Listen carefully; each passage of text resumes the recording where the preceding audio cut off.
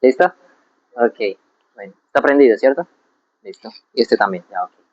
Bueno, bismillah, alhamdulillah, wa salatu salamu ala rasulillah, ma ba'd. Eh, la clase anterior habíamos hablado más que todo lo que era el janaza. Les había explicado, bueno, la clase anterior hablamos de lo que es, de cómo se hace el salat, todo esto, etcétera. Aparte de eso, también hablamos de cómo tiene que ser la tumba, cómo se pone la mortaja, todo eso lo vimos. Bueno, hoy vamos a hacer un pequeño paréntesis. La clase que voy a dar hoy va a ser un poquito diferente. Ahorita les explico por qué. Primero, antes de empezar con la clase, vamos a aclarar un tema que fue algo que Ibrahim me había preguntado. Ibrahim me preguntó sobre un hadith. Ay, lo tengo acá. Ibrahim me preguntó sobre un hadith que hablaba sobre que muchas personas iban a ser perdonadas en el día del juicio final. Lo voy a buscar del mensaje que tú me mandaste. Aquí lo tengo, sí, este es. Bueno, el hadith fue narrado por Abu Umama, radiallahu anhu. Él dijo que el profeta sallallahu alaihi wasallam dijo, Wa'adani Rabbi, o sea, que mi Señor, Wa'adani, me prometió, Rabbi, mi Señor, ayadkhul al-janna min ummati sab'ina alfa, la hisaba alayhim. O sea, que iba a entrar a una persona sab'ina alfa, o sea, iba a entrar una cantidad de su umma, min ummati, una cantidad de 70.000 personas. Sab'ina alfin, que iba a entrar sin rendir cuentas, la hisaba alayhim. O sea, hisab significa cuenta, la hisaba ninguna cuenta sobre ellos. Wala adaba, ni tampoco, o sea, no iban a rendir cuentas, wala adaba y tampoco iban a tener ningún castigo. Ma'a kulli alfin sab'una alfan. Y de estos 70.000, o sea, cada 1.000 de estos 70.000 detrás de ellos venían otros 70.000 más. ¿Sí entendieron eso? ¿Sí? ¿Tú lo entendiste? O sea, sí, entre los 70.000 de cada 1.000, detrás de estos 1.000 venían otros 70.000 más. ¿Sí entendiste? Así. ¿Sí entendiste? Exactamente. De cada 1.000 de esos 70.000, habían 70.000 más. Ajá, eso es. Bueno, y después de eso dijo, wa alfa, wa alfan, sí, alfa wa sab'una alfan, perdón, wa thalatha hatayatin min hatayatihi. O sea, ¿qué significa eso? Vamos a ver cómo lo traducen aquí. Bueno, y junto con cada 1.000 habrá 70.000 más y 3 grupos inconmensurables más elegidos por él. O sea, la palabra hatayat significa grupos. O sea, son muchos grupos que detrás de estos 70.000 que vienen 3 hatayat, o sea, 3 cantidades detrás de esos 70.000. ¿Se entendieron? O sea, haciendo el cálculo, nada más haciendo el cálculo de estos números aquí, estamos hablando aproximadamente de 5 millones de personas. O sea, 4.900.000 y pico, algo así. Eso es. Ahora, esta cantidad de aquí no sabemos cuánto es, sabemos que es demasiado, porque el profeta sallallahu alaihi wasallam utilizó la palabra hatayat, sea una cantidad de grupo, o sea, una cantidad impresionante. Y no es un grupo, tampoco son dos, son 3 grupos. Entonces, imagínense nada más, o sea, aquí nada más estamos abarcando casi 5 millones de personas, pero aquí estamos abarcando muchísimo más. Este es uno de los muchos hadith que el profeta sallallahu alaihi wasallam mencionó sobre el perdón, sobre la misericordia de Allah, que coincide mucho con otros hadith. Por ejemplo, podemos ver los hadith que el profeta sallallahu alaihi wasallam dijo que va a entrar al Jannah aquellos que tengan su corazón al igual que el corazón de los pájaros, el corazón de las aves. No, no, no en tamaño, sino en tawakkul. ¿Sabes qué es tawakkul? No, o sea, con la fe, que tengan la fe. El profeta sallallahu alaihi wasallam menciona en otro hadith que ojalá todos fuéramos como las aves, que las aves cuando empiezan el día entran, entran así con... Ah, eso, ajá, Así como los pájaros que salen en la mañana del río, sea vacío, sin nada de comer, regresan en la noche ya con el lleno. exactamente ese Ellos hadith. salen así sin saber dónde van a ir, sino que Allah los va a guiar a su sustento. Exactamente, ese hadith se refiere. El profeta sallallahu alaihi wasallam utilizó las aves porque las aves es el animal más común a nivel mundial. A donde sea que tú vayas vas a encontrar pájaros. Pero realmente el hadith no solamente hace referencia a las aves, hace referencia a todos los animales. Todos, gatos, perros, tigres, leones, delfines, peces, todo, todo, todo, todo. Hace referencia a todos los animales. Porque todos los animales tienen ese nivel de tawakkul, tienen ese nivel de fe, de certeza de que Allah les va a dar. Entonces, ¿qué es lo que quiere decir el profeta sallallahu alaihi wasallam? O sea, que nosotros debemos tener la fe en la misericordia de Allah. El profeta sallallahu alaihi wasallam dijo que creó 100 misericordias. De esas 100 misericordias, una la descendió aquí al mundo y las otras 99 se las quedó ahí. Pero ¿para qué se quedó esas 99? Lo hizo especialmente para el día del juicio final, para tener misericordia de sus siervos. Entonces, y la misericordia que bajó aquí es toda la misericordia, hasta el más mínimo acto de misericordia que tú veas o que tú hagas, eso es el que es parte de esa misericordia. Uh-huh. Igual es parte de eso. ¿Cómo? La misericordia de los humanos también. Exacto, la misericordia de los humanos, misericordia que tienen los animales, todo esto es parte de eso. El profeta sallallahu alaihi wasallam dice que incluso esa misericordia se ve incluso en cuanto un animal está recién dado a luz y mueve la pata para no pisar a su cría. O sea, lo que quiere decir que está en lo más mínimo, el más mínimo rastro de misericordia que se ve en este mundo, forma parte de ese 1%, como tú dices. Imagínate que si a ver tan misericordioso que te perdona todos los pecados, así haya hecho lo peor, y es parte de 1%, ¿cómo se hace con ese 1%? Imagínate eso. También, por ejemplo, podemos ver otro hadith donde el profeta sallallahu alaihi wasallam dijo: Man qala la ilaha illallah dakhala al-jannah. Dice, quien diga la ilaha illallah dakhala al-jannah, entra al jannah. Un sahaba dijo: Ya Rasulallah, wa in zana wa in saraka. El sahaba dijo: Oh profeta de Allah, así se fornique y robe. Y el profeta sallallahu alaihi wasallam dijo: Wa in zana wa in saraka. Así robe y fornique. El sahaba volvió a preguntar: Wa in zana wa in saraka. El profeta sallallahu alaihi wasallam contestó: Wa in zana wa in saraka. Y el sahaba otra vez: Wa in zana wa in saraka. Y el profeta sallallahu alaihi wasallam: Wa in zana wa in saraka.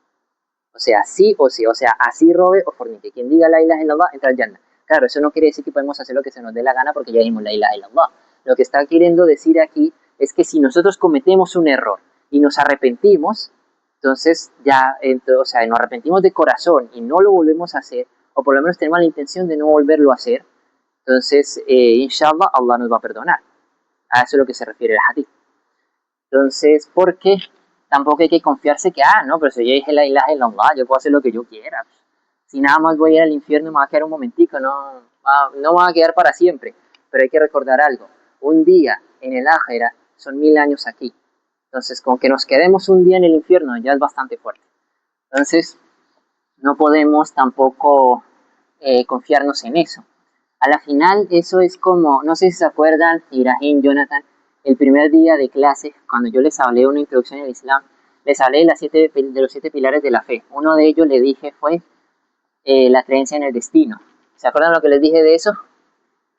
Yo les dije que todo estaba escrito, sí, pero eso no quiere decir que no tengamos elección.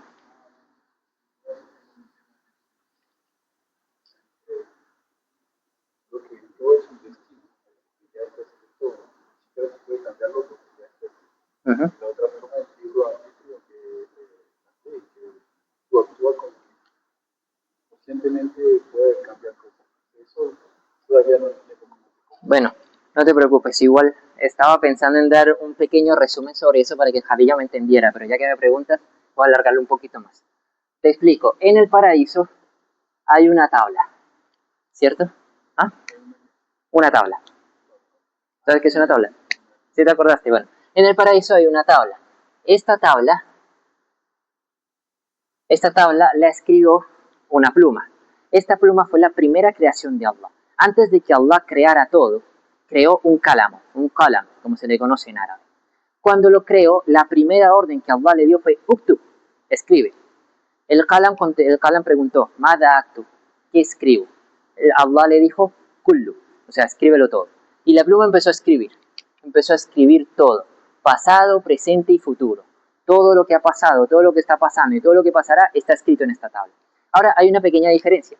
¿Qué quiere decir que todo está escrito? Sí, todo está escrito, pero el Lauh Mahfuz está de esta manera. Hay dos opciones, ¿cierto? Digamos que esto aquí está hablando de Jonathan, ¿cierto? Digamos que aquí dice, Jonathan en este momento está sentado escuchando la clase, ¿verdad? Ahora aquí hay una opción. Jonathan se acuerda que tiene un compromiso y tiene que irse, entonces deja la clase a la mitad y se va. Jonathan se acuerda del compromiso, pero no decide irse porque considera que la clase es bastante importante y se queda. Hay dos opciones, ¿cierto? Es un ejemplo, no es que estés pensando en eso ahorita. Ya te cuento por qué. Porque son los dos caminos que tú puedes escoger en este momento. Pararte e irte o quedarte aquí sentado y seguir escuchando la clase. Ahora, Allah sabe lo que tú vas a hacer, pero tú tienes la elección. Que Allah sepa lo que tú vas a hacer no significa que tú tengas la elección. Tú tienes la elección. Te doy un ejemplo. Tú conoces a Jadilla. Si tú sabes que a Jadilla, el día de la mujer, le vas a regalar una escoba, te la vas a tallar en la cabeza porque no le gusta el regalo, ¿cierto? Pero en cambio, si le regalas un vestido bonito, un velo, un perfume, etcétera, le va a gustar porque la conoce y sabe que es de esos gustos. Exactamente lo mismo. Allah te creó a ti y sabe qué vas a escoger. Aún así, a pesar de que Allah lo sabe, te está dando a escoger las dos opciones. ¿Qué pasa? Digamos que esta fue la opción que no escogiste. No decidiste irte y te quedaste. Esta fue la opción que escogiste. Entonces, ¿qué pasa con el Lawh Mahfuz? El Lawh Mahfuz lo que hace es, se borra la opción que no escogiste y esta pasa a su lugar como si estuviera en el centro. ¿Entiendes? O sea, pasa aquí. Ya escrito ¿Cómo? si la pluma escribe el pasado, presente y el futuro. Ajá. El futuro, como ya será que yo voy a elegir, el que sería escrito ni siquiera tendría la resolución. Pero las tiene. Porque Allah te está dando la oportunidad de escoger. Pero eso me parte de pues, la opción que no voy a hacer ni siquiera sin resolución, puede ser millones de opciones que no voy a elegir. Porque si hay una que voy a elegir, si no voy a tener que camino, tendría que ser solo una. No necesariamente como... Dime. Yo siento que eso es lo que forma parte del libre albedrío, ¿no? Exactamente, No, ese es el libre albedrío. el ser humano y los niños, como dicen el pueblo, que tenemos ese libre albedrío, porque nosotros tenemos la visión de electrónicas acciones, ¿no? Creo que no son como, quizás como algunos animales que ellos sí se basan puramente en su instinto o como yo lo creo. Eso sería una experiencia que no ¿cómo tú realmente tienes dos opciones? ¿Cómo? Yo que no puedo contra eso.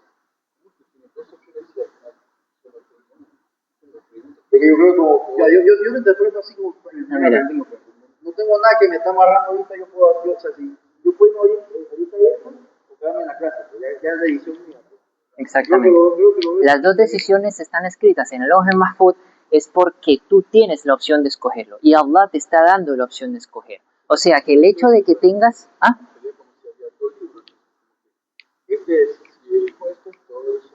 Exacto. Exactamente. Entonces, al tomar esa decisión, el Lawh Mahfuz continúa escrito. Por ejemplo, digamos, las dos opciones que yo te dije, tienes la opción de irte o quedarte. Digamos, está escrito en el Lawh Mahfuz que, bueno, tienes la opción de irte. Si te vas, agarras el carro, te vas, pero entonces no vas a tener chance de aprender lo que yo te estoy enseñando, porque a pesar de que el video vaya a quedar en YouTube, de pronto no tengas tiempo en la semana para verlo. Entonces no vas a saber de qué trató la clase. Ese es un ejemplo. O por ejemplo, te quedaste en la clase y como que te quedaste en la clase, entonces aprendiste algo nuevo y años después es algo que te va a hacer falta. O incluso después de que salgas de aquí va a ser algo que te va a servir. Así, ¿me entiendes? Así es como funciona la creencia del destino en el Islam, la creencia del Qadar. Realmente es un poquito complejo entender en que, bueno, entonces a la final, ¿qué? ¿Tenemos control o no tenemos control? Y la verdad es que son las dos cosas. Tenemos el control, sí, pero Allah sabe qué vamos a hacer. Eso es. Si nosotros hacemos algo bueno es porque Allah nos lo permitió. Si nosotros no hacemos algo bueno es porque Allah no nos lo permitió. ¿Entiendes? Tenemos la elección. Allah nos ha dado el libre albedrío. Allah nos ha dado la elección para escoger. Pero Él ya sabe lo que nosotros vamos a escoger. ¿Se entendieron? Él sabe lo que vamos a hacer.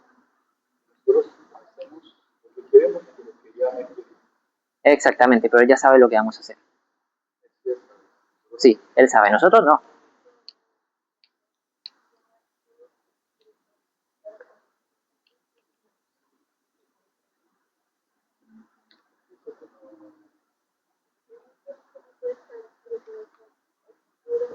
Pero a mí me costó sencillo de entenderlo también. Sí, es que es algo complejo de entenderlo. Literalmente hay una versión nuestra que está en la calle, una versión de las plantas que está en el libro. Depende de la decisión que uno tome.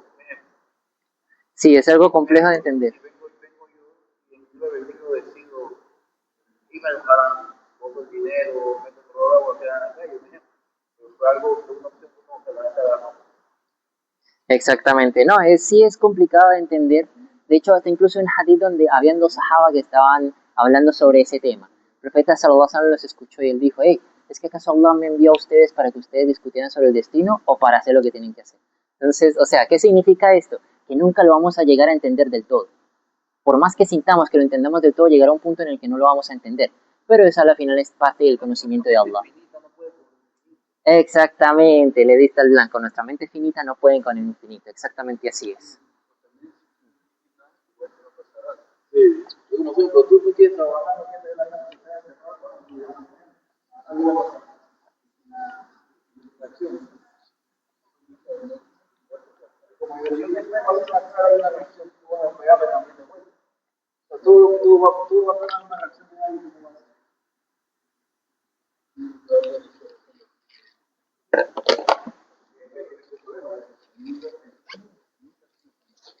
Como por algo,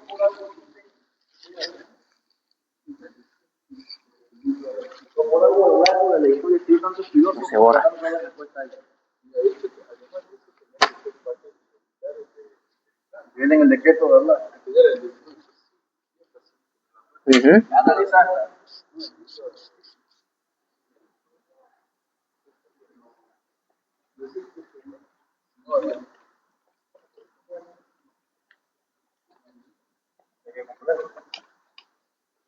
Ya, mejor. Bueno, esa es la cosa. O sea, a la final tenemos que creer en ello. Es así tal cual. No hay que esforzarse en entenderlo del todo porque nunca lo vamos a entender del todo. Pero debemos tener un conocimiento básico de que sí, tenemos la elección a elegir. Si no tenemos la elección a elegir, no tendría sentido ser recompensados o castigados el día del juicio final. Por eso.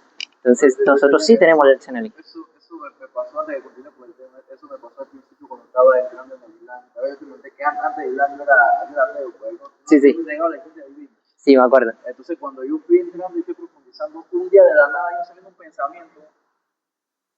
Yo sí dije, pero la clásica, pero entonces ¿quién creó a Allah? Y me dio eso vuelta en la cabeza y vuelta en la cabeza y vuelta en la cabeza. Entonces a la final yo trataba de darle un entendimiento a algo que mi mente no podía. Pues. Yo siento que eso es lo que pasa con todo en general. Pues es como sí. Nosotros no conocemos ni lo que hay en la tierra, ni lo que hay en el océano, ni lo que hay en la selva por ahí escondido. Mucho menos vamos a, crecer, no vamos a conocer lo que está en el ájera. Son conocimientos que nuestra mente no puede entender. Exactamente. Ajá, exactamente. Yo analizaba esas cosas que mi mente no entendía. Sí. ¿Quién creó Allah? Y entonces, sí, o la clásica que siempre dicen los ateos en sus argumentos, pero si no existe como política de muerte, la destrucción. Y a la final sí estoy dando respuesta a esos temas, poco a poco. Sí, eso está bien. Bueno, sí. Si algún día te aparece alguien haciéndote esa pregunta de que, ay, entonces, ¿quién creó a Dios? ¿Quién creó a Allah? O como ellos dirían, Alá. Entonces, tú dile, bueno, mira, sencillo, eso es por el principio de causabilidad. El principio de causabilidad es causa y efecto. Si algo existe, es la causa. Que algo lo haya creado es el efecto. Pero las leyes de las leyes de la física son universales. Por ende, Dios no puede formar parte del universo porque Él fue el creador del universo. Si no forma parte del universo, entonces las reglas de la física no se aplican. Esto se acabó. Ajá. Me acordó también de que yo me puse a ver un video que justamente explicaba ese mismo tema. Yo tengo un video en inglés, no me acuerdo. Que la gente lo ve de una manera bajo la lógica nuestra.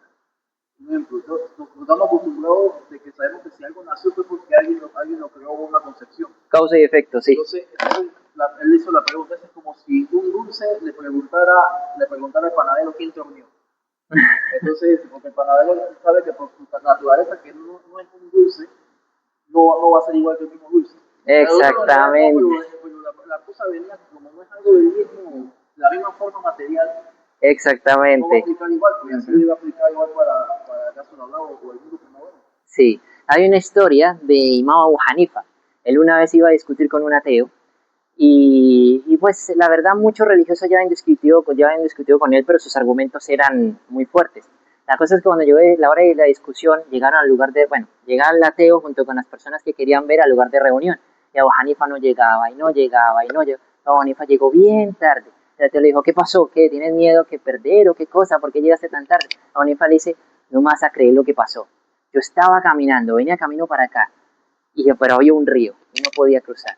Entonces uno de los árboles que estaba cerca se cortó solo, se convirtió, o sea, se perfiló y se convirtió en una canoa. Salieron unos remos, se puso en el río, me monté en la canoa y la canoa sola me llevó hasta la otra orilla del río, así, solito.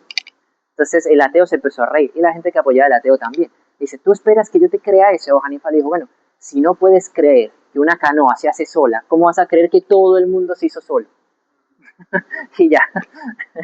Sí, esa historia es bastante famosa. Bueno, entonces, ¿cómo fue que llegamos al tema del destino? Ah, porque yo dije que no había que confiarse, que siempre tenemos, sí, justamente iba para ese punto, o sea, no hay que confiarse, es como con el destino, que no podemos confiarnos, o sea, como lo quería explicar, todos tenemos algo a elegir, o sea, todos tenemos una elección, todos podemos tomar una elección, pero la diferencia está en qué, en las decisiones que nosotros tomemos. Podemos tomar el buen camino o el mal camino. Ahora, pues cada uno tiene sus consecuencias, buenas y malas. Entonces, bien sea inmediatamente, o bien sea después de un tiempo, o bien sea a lo largo, o bien sea algo ahí del momento. Como sea, el punto es que, que nosotros pues tenemos la decisión. Entonces no podemos, perdón, sí, nosotros tenemos la decisión, pero nosotros no podemos confiarnos en que no, que porque estoy destinado al Jannah, porque ya dije la ilaha illallah, ya, listo, ya me relajo, ya no hago nada. Porque entonces podemos recurrir a la misma lógica. Allah tiene la cantidad de sustento que ya lo tiene destinado, la cantidad de sustento que vamos a recibir. ¿Para qué voy a trabajar? ¿Sí? ¿Para qué voy a comer? Si la comida me va a llegar, lo que tenga Allah destinado para mí me va a llegar, y lo que no, pues no, y ya listo. Pero no podemos decidirlo así. Así como tenemos dos caminos, en este caso que es la clase, también tenemos dos caminos, y ambos caminos tienen sus consecuencias. Es pararse o salir a trabajar, buscar la plata para comprar la comida, o relajarse y esperar a que la comida llegue sola, porque Allah nos tiene nuestro sustento escrito. Entonces, exacto. ¿Dime? Lo leí de alguien que dice que cuando tienes un examen de universidad o whatever, tú le pides a Allah, pero tú no estudias. Como que pretendes que Allah te va a ayudar si tú no estás poniendo de tu parte. Tienes también que trabajar. Ese es otro perfecto ejemplo. Allah te ayuda, como que tu esfuerzo. Responsabilidad de lo que tú decides también, como ha dicho que recuerda la cosa de ayuno. Dice, ahora, si me regala eso, lo hago un ayuno. Ah, sí, nada. No es solo que tú no vas a hacer nada, sino que intenta que eso te funcione. Exactamente. Le da un paso que te da dos a ti, algo así. Exactamente. No puedes solo pedir y esperar que llegue. Uh-huh. Exactamente así es.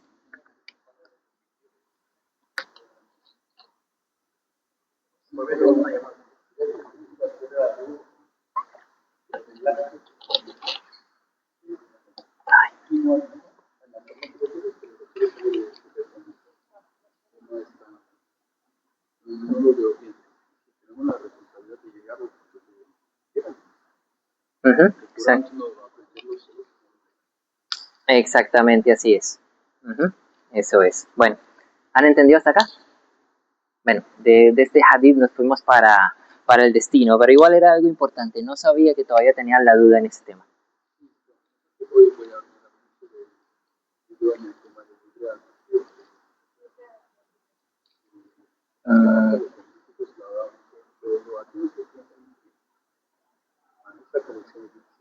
Sí, eso sí.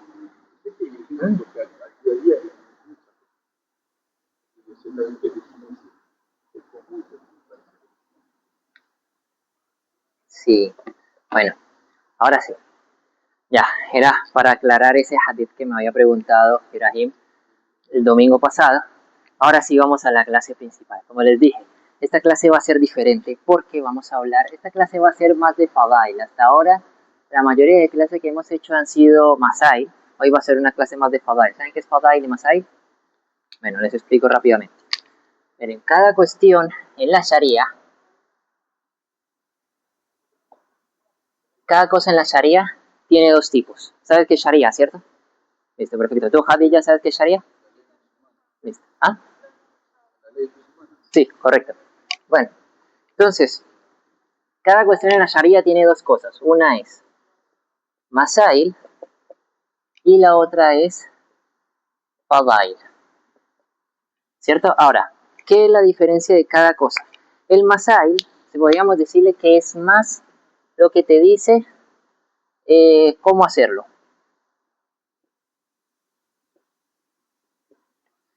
Y el fadail es por qué hacerlo.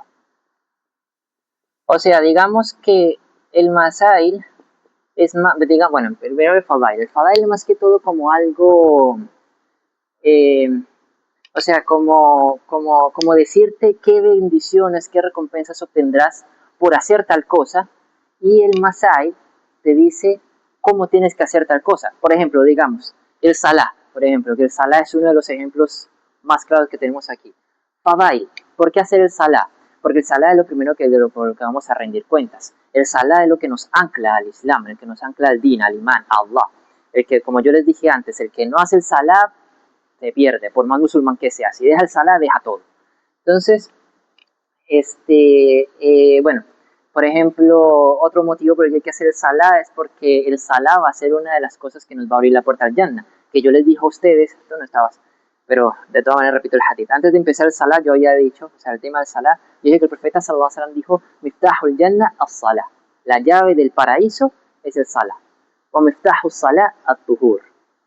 Pero la llave del salah es at-tuhur, la purificación. Entonces, todas estas cosas son fadail. ¿Por qué tienen que hacerlo? Es por este motivo. Porque por todas las recompensas que se reciben. Ahora, masail, ¿cómo hacerlo? Hay que levantar las manos, recitar el Fatiha, todo lo que yo les enseñé en todos estos tiempos, en todas estas últimas semanas, eso es masail. Entonces, masail es cómo hacer las cosas, fadail es por qué hacerlo. Eso es, ¿me entienden? Hasta ahora, la mayoría de las clases que hemos hecho han sido de esto, han sido de masail. Que yo les expliqué que, si se rompe el udú, ¿qué hay que hacer? ¿Cómo se hace el udú? ¿Qué es lo obligatorio del udú? ¿Qué es el udú? ¿Cómo se hace el ghusl? Cuando la mujer está en su periodo, ¿qué pasa? ¿Qué puede hacer? ¿Qué no puede hacer? Todo eso es masail. ¿Qué cómo hacer el salah? Que según Imam Shafi se hace así, según Imam Hanifa se hace así, y todo esto es masail. También hablamos de fadail, que fue todo lo que yo les dije sobre el salah, sobre lo que había que hacer. También hablamos sobre el janaza. Por ejemplo, el janaza yo les dije que el profeta sallallahu alaihi wasallam dijo que el que acompaña en el janaza recibe una recompensa del tamaño del monte de Uhud, y el que acompaña el entierro entonces recibe 2 recompensas del tamaño de Uhud. Así.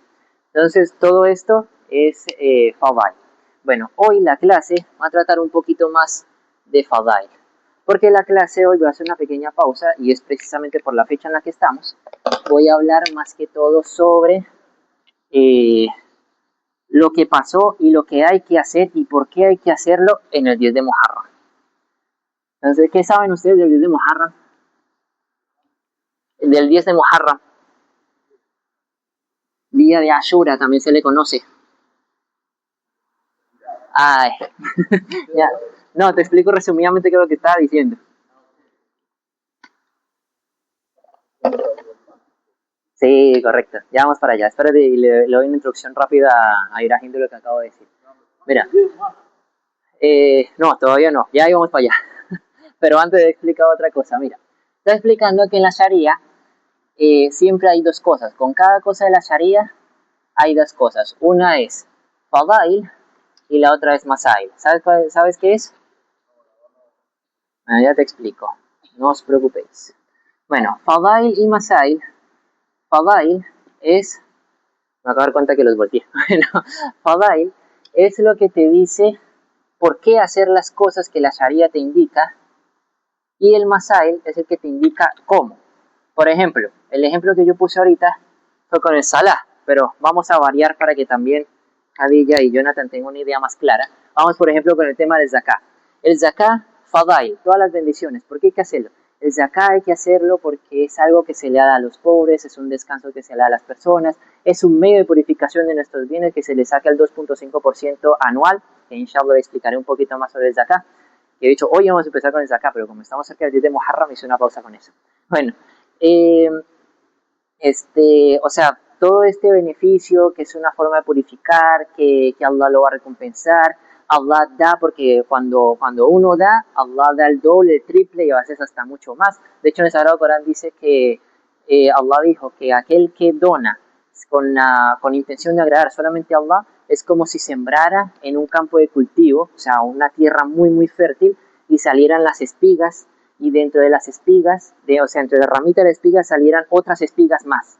O sea, una cantidad re tremenda, así. Pero quien en cambio done nada más esperando para que la gente diga, oh, este man tiene mucha plata, y el que lo diga, el que lo haga con esa intención, es como si sembrara que encima de una roca, y en la roca hay un poquito de tierra, mete la semilla ahí y de paso está venteando mucho, entonces el viento se lleva volando la semilla, ya, o sea, nada de nada, no tiene absolutamente nada. Eso es. Entonces, eso es fadail. O sea, ¿por qué tienes que hacerlo? Y masail, ¿cómo? Bueno, ¿de qué manera? Tienes que esperar a que se cumpla un año lunar. Si se cumple un año lunar y después de haber apartado todos tus gastos diarios y todo el dinero que tienes para pagar tus deudas, te sobra la cantidad del nisab o un poco más, o sí, del nisab o más, entonces ya tienes que pagar zakat. ¿Cómo tienes que pagar zakat? Reúnes ese dinero, lo divides y sacas el 2.5% o divides todo el dinero por 40, que es exactamente lo mismo. O sea, dividido por 40 o sacando el 2.5%, obtienes el mismo resultado. Eso es masai y eso es fadail, ¿me entienden? Entonces yo le estaba diciendo a Jonathan Hadilla que hasta ahora la mayoría de las clases que hemos hecho han sido masai, de cómo hacer las cosas. Fadail también hemos hablado, como por ejemplo cuando yo leo el Salah, que el Salah es la llave del paraíso y la llave del Salah es la purificación, que fue lo que yo les había dicho. Pero, por ejemplo, Masail, en el caso de la purificación, les dije cómo hacer vudú, cómo hacer gusul, qué se necesita para hacer vudú, qué se necesita para hacer gusul, qué rompe ambas cosas, si la mujer está en su periodo, qué puede hacer, qué no puede hacer, todo eso es Masail. ¿Entiendes? ¿Listo? Esa es la diferencia entre Masail y Fadail. O sea, en conclusión, Fadail, ¿por qué hace las cosas? Masail, ¿cómo hacerlas? Eso es, ¿listo? Bueno, yo estaba diciendo que la clase de hoy va a tratar un poco más de Fadail, porque hoy va a ser más como una clase de historia. Porque vamos a hablar sobre el 10 de Muharram. Eso era. Espérate, me sé que. ¿Listo? ¿Hasta aquí han entendido? Okay.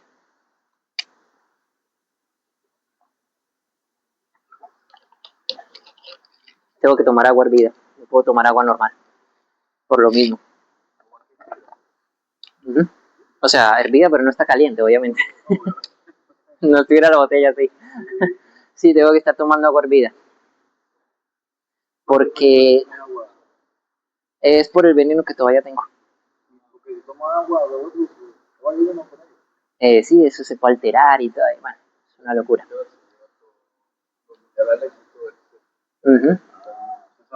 Por eso es, sí. Y no puedo comer nada de picante. Con lo que a mí me gusta comer picante, no puedo. Bueno. ¿Ah? Sí, inshallah sí. Inshallah sí. Bueno, en fin. Ahora sí, vamos. Entonces, ¿qué saben del 10 de Muharram? Bueno, Jonathan ya me dijo. ¿Tú dirás en qué sabes del 10 de Muharram?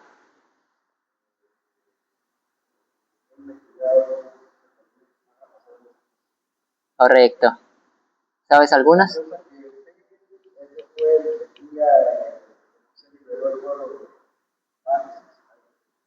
Correcto.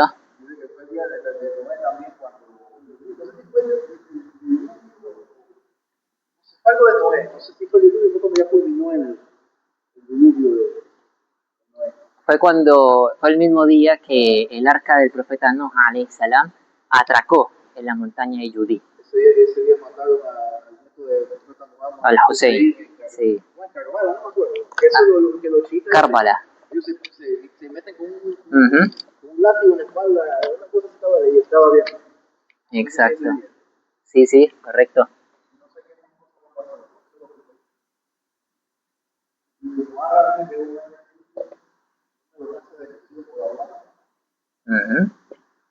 Bueno,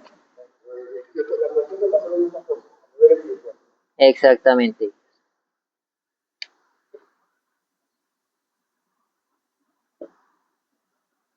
Bueno, algunas de estas, la mayoría de hecho, no están confirmadas por el hadith.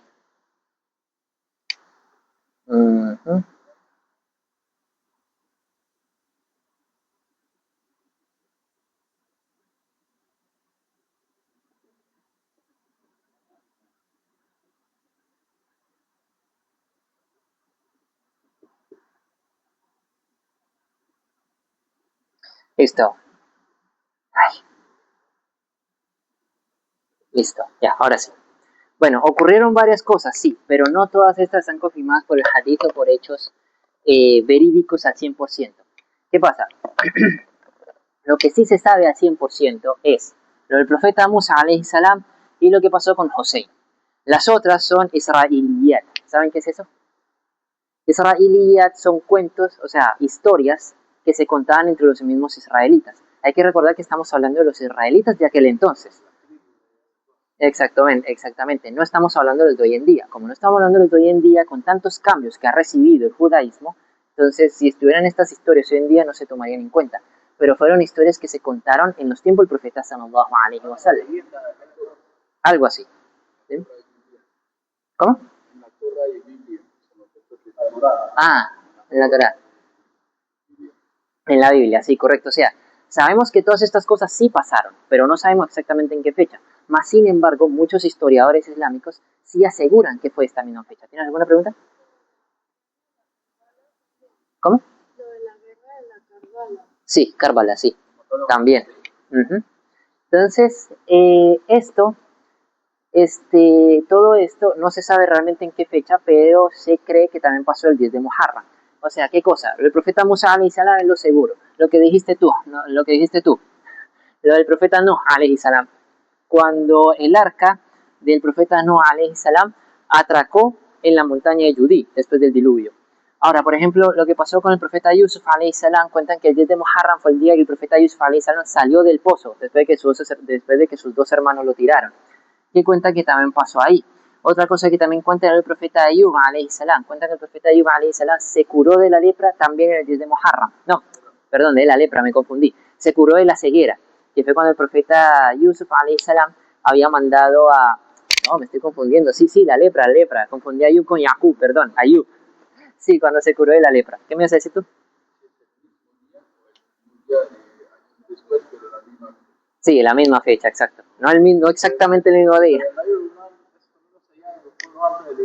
Sí, el calendario lunar se sigue usando. Correcto. No, creo que ellos tienen otro nombre. ¿Cómo? Ah, sí, exacto. Exactamente, sí.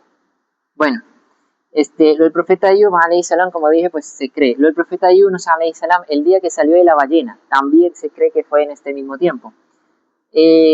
Ayub lo escribí dos veces. Bueno, el profeta Ibrahim, alayhi salam, el día que salió del fuego, cuando lo tiraron al fuego y se quedó 40 días allá. También el profeta Ibrahim, alayhi salam, salió del fuego el 10 de Muharram. Y el día en que el profeta Adam, alayhi salam, fue perdonado por haber comido del fruto prohibido. Ajá, exacto. Se cree que todas estas cosas también ocurrieron un 10 de Muharram.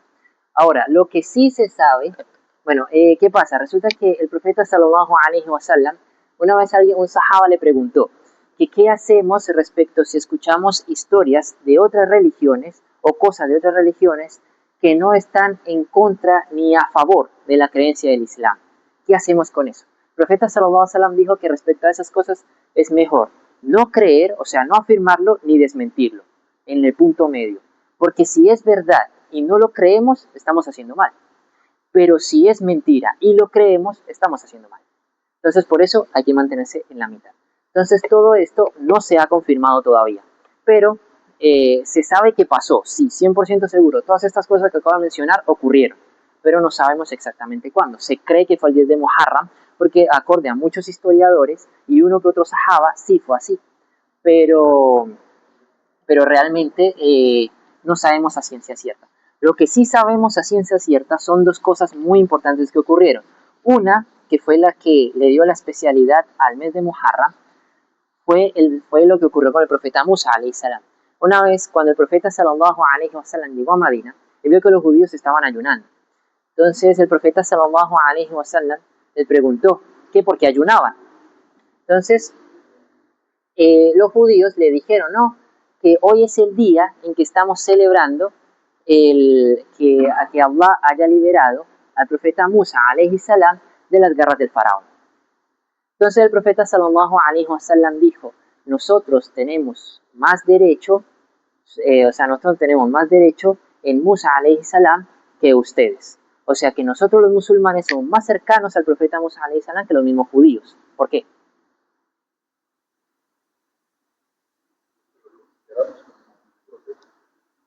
Sí, los judíos también lo consideran un profeta, pero ¿cuál es la diferencia?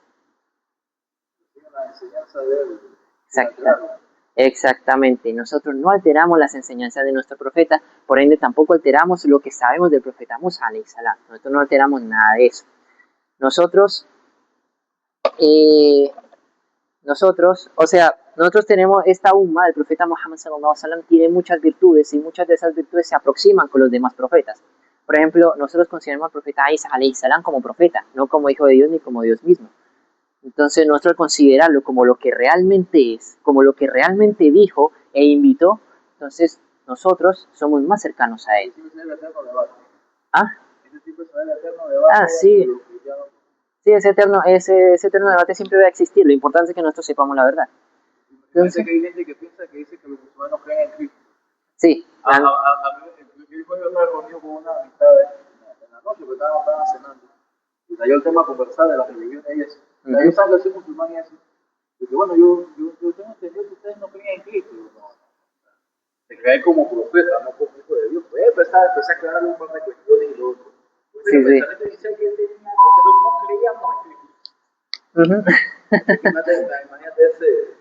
esa visión que muchos tienen sobre eso. Sí, bueno. Sí, eso pasa demasiado. Bueno, entonces, bueno, lo que pasó ahí fue que el profeta Muhammad sallallahu alaihi wasallam dijo que nosotros somos más cercanos al profeta Musa alaihi salam, y es por eso. Eso me recuerda, hay un hadith que dice que una de las virtudes de esta umma es que nosotros vamos a ser intercesores de los demás profetas. Por ejemplo, ¿qué va a pasar? Allah va a tener al profeta y a su respectiva umma. O sea, el profeta y su umma, el profeta y su umma, y así.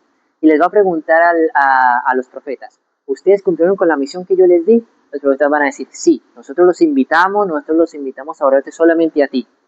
Y después le van a preguntar al pueblo, ¿es cierto que el profeta, que él los llamó a ustedes a orarme a mí?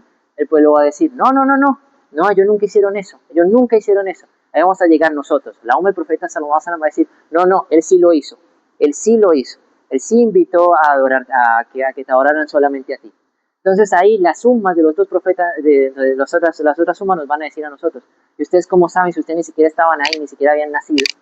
O sea, ¿por qué están atestiguando ustedes si ustedes ni siquiera vieron? Entonces, sí. Y nosotros vamos a decir, no, nosotros no estábamos ahí, pero nuestro profeta nos lo dijo. Y que nuestro profeta nos los haya dicho es como si nosotros hubiéramos estado ahí.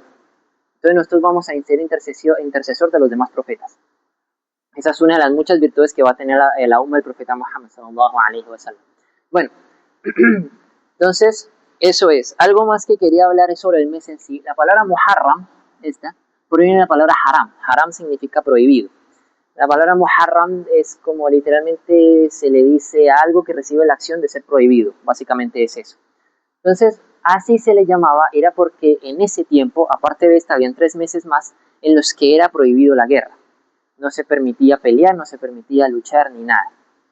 Resulta que esta ley con el tiempo se fue abrogando porque los kufar se aprovechaban de esto para atacar a los musulmanes. Entonces por eso fue que esta ley se empezó a abrogar para que los musulmanes se pudieran defender. Pero sí, no era permitido pelear durante estos 4 meses en ese tiempo. No había guerra, no había nada. Hay muchos chefs que dicen que hoy en día es bueno mantener esa práctica. Quizá no estamos en guerra ni nada, pero tratar que durante estos 4 meses como que no haya mucho pleito entre familiares, conocidos, amigos, incluso con un desconocido de la calle, tratar como no pelear mucho, aunque sea durante este mes. Eso no es los pasos que reciben. Entonces, eso es. ¿Cómo así? Bueno. Dime. Sí. Sí, Masjid al-Haram. Bueno, sí. Popularmente la traducción de haram es prohibido, pero cuando se trata de la mezquita lo traducen como sagrado. ¿Por qué? Porque hay muchas cosas en la mezquita que no son permitidas hacer. O sea, en Meca, en la Kaaba, hay cosas que no se pueden hacer que en las otras mezquitas sí.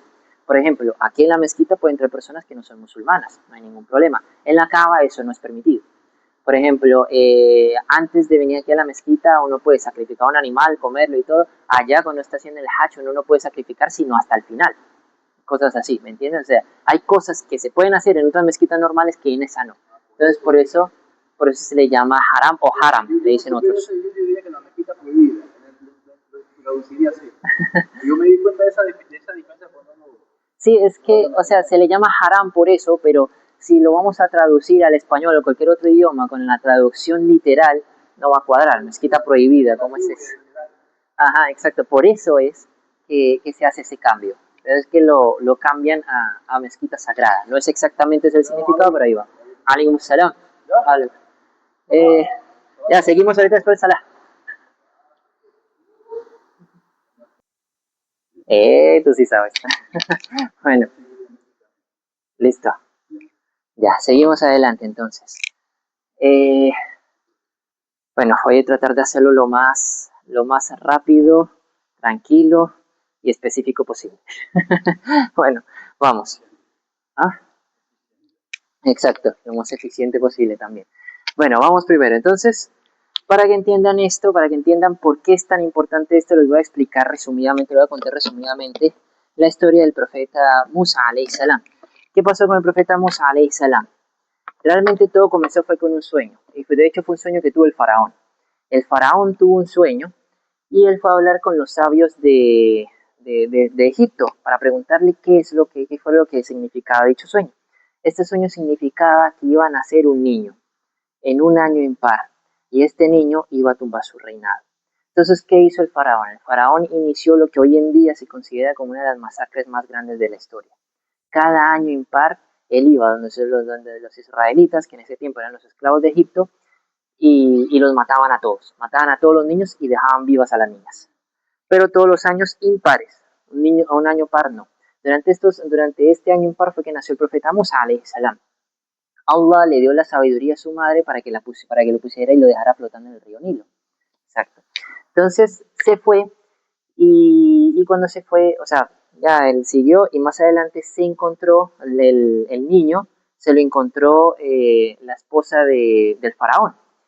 Y cuando le encontró, el faraón pensaba matarlo porque no sabía si había nacido un niño en un año par o impar.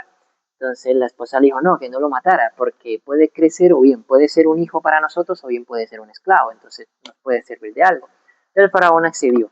Comenzaron a criarlo y todo. Algo que tenía el profeta Musa alayhi salam desde que era niño, era que cada vez que él se acercaba, o sea, cada vez que se acercaba el faraón, él comenzaba a patear, gritaba, lloraba, peleaba. Salam alaikum. Sí. ¿Cómo? Sí, fue su hijo adoptivo. Ujú. Entonces, así, bueno, comenzó a zapalear y a zapatear y todo, y bueno, el faraón comenzó a sospechar, dijo, este niño está como que muy inteligente, está como muy listo, será que este es el niño de mi sueño? Bueno, de pronto sea. ¿Qué hizo? El profeta Musa, bueno, el niño le puso una prueba al profeta Musa, alayhi salam. Puso el niño ahí, y al final del camino puso en un lado oro, y en otro lado puso carbón, pero el carbón estaba encendido. ¿Qué pasa? Él pensó que si como niño se iba a atraer por las cosas más brillantes, entonces el carbón encendido lo iba a atraer más. La cosa es que el profeta Musa alayhi salam, él sabía a dónde tenía que ir y se está dirigiendo hacia el oro. Cuando está dirigiendo hacia el oro, el ángel Jibril alayhi salam descendió, Allah hizo que él descendiera, obviamente sin que nadie lo viera, y poco a poco comenzó a desviar el niño hacia el carbón. Él agarró el carbón y como niño al final lo primero que hace es metérselo a la boca. Él lo agarró y se lo metió a la boca y se quemó la lengua. Desde ese entonces, el profeta Musa alayhi salam quedó tartamudo. Él se le dificultaba mucho hablar y eso lo sabemos porque cuando él se hizo profeta, él le hizo el primer dua a Allah fue Rabbi sharah li sadri wa yasir li amri wa ahlul 'uqdata min lisani wa yafqahu qawli, que significa Rabbi sharah li sadri, o sea, oh Señor mío, abre mi pecho, o sea, abre mi corazón para entender lo que está pasando. Wa yasir li amri, y facilita mi misión. Wahlul 'uqdata min lisani, y desenvuelve el nudo que está en mi lengua. Ahí se sabe que él era tartamudo. Wa yafqahu qawli, y haz que mis palabras sean elocuentes. Y después de eso le pidió a Allah que no solamente él fuera profeta, sino también su hermano, el profeta Harun alayhi salam, en español Aarón. Que el profeta Harun alayhi salam era todo lo opuesto al profeta Musa alayhi salam. porque el profeta Musa alayhi salam era muy tartamudo y era muy impaciente. El profeta Harún era muy elocuente y muy paciente. Entonces, como que se complementaban el uno al otro de esta manera. Entonces, bueno, volviendo otra vez a la parte de la historia, con el tiempo el profeta Musa alayhi salam creció. Cuando llegó el momento de amamantarlo, no aceptaba ninguna nodriza, absolutamente ninguna. No aceptaba ninguna nodriza hasta que por fin la hermana del profeta Musa alayhi salam se enteró de lo que estaba pasando y supuso que ese era su hermanito, al que dejaron ir por el río Nilo. Entonces le avisó a su mamá y su mamá fue al palacio para ofrecerse como nodriza. El profeta Musa alayhi salam sí la aceptó a ella. Entonces la mamá de él pasó a ser su nodriza. Y bueno, la esposa del faraón, su mamá adoptiva.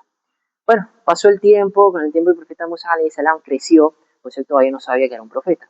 ¿Qué pasa? El profeta Musa alayhi salam no es cualquier profeta. Hay dos tipos de profetas, voy a explicarles eso rapidito. Que eso creo que yo se los expliqué, pero igual se los voy a repetir. Hay dos tipos de profetas. En árabe, en español, ambas palabras se traducen de la misma manera, profeta. Pero realmente hay dos tipos de profetas. Uno es Nabi y el otro es Rasul. Resulta que un Nabi es un profeta que vino para recordar la Sharia del profeta anterior. Entonces, para recordar la Sharia del profeta anterior. Pero un Rasul tiene una misión un poquito más profunda. Un Rasul viene a recordar la Sharia anterior y viene con una Sharia nueva. Por ejemplo, el profeta Musa alayhi salam, él era un Rasul. Solamente han habido tres profetas que son Rasul. Son el profeta Musa alayhi salam, el profeta Isa alayhi salam y el profeta Muhammad sallallahu alayhi wa sallam. Estos son los únicos tres que son Rasul.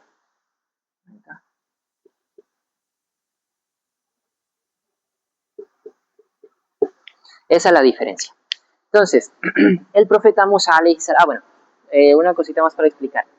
Un Nabi tiene fuerza, sí, pero un Rasul, o sea, estamos hablando de fuerza física, un Nabi tiene fuerza, pero un Rasul tiene todavía más fuerza. El profeta sallallahu alayhi wa sallam tenía una gran fuerza física, la cosa es que él era más clemente, era más tranquilo, era más pacífico. Entonces él no utilizaba su fuerza, pero realmente él tenía mucha fuerza, él físicamente tenía una fuerza impresionante. Lo mismo era el profeta Musa alayhi salam. ¿Por qué explico esto? Para explicar lo que pasó a continuación. Lo que pasó después fue que el profeta Musa alayhi salam, cuando él ya era mayor, vio cómo un israelita y un egipcio estaban discutiendo, se estaban peleando. El profeta Musa alayhi salam los quiso separar, y en la separación los empujó. Cuando empujó al egipcio, el egipcio estrelló por allí y lo mató. Entonces, como mató el egipcio, pues era un israelita. Un israelita mató a un egipcio, aunque seas quedado por el faraón, igual eso es fijo que te van a matar. Entonces el profeta Musa alayhi salam, una persona que parecía al profeta Musa alayhi salam, le aconsejó que se fuera de ahí, que fuera para otro lado, que fuera a otro lugar diferente, porque te van a agarrar y te van a matar. El profeta Musa alayhi salam hizo caso a este consejo. Él se fue a un lugar llamado Madian.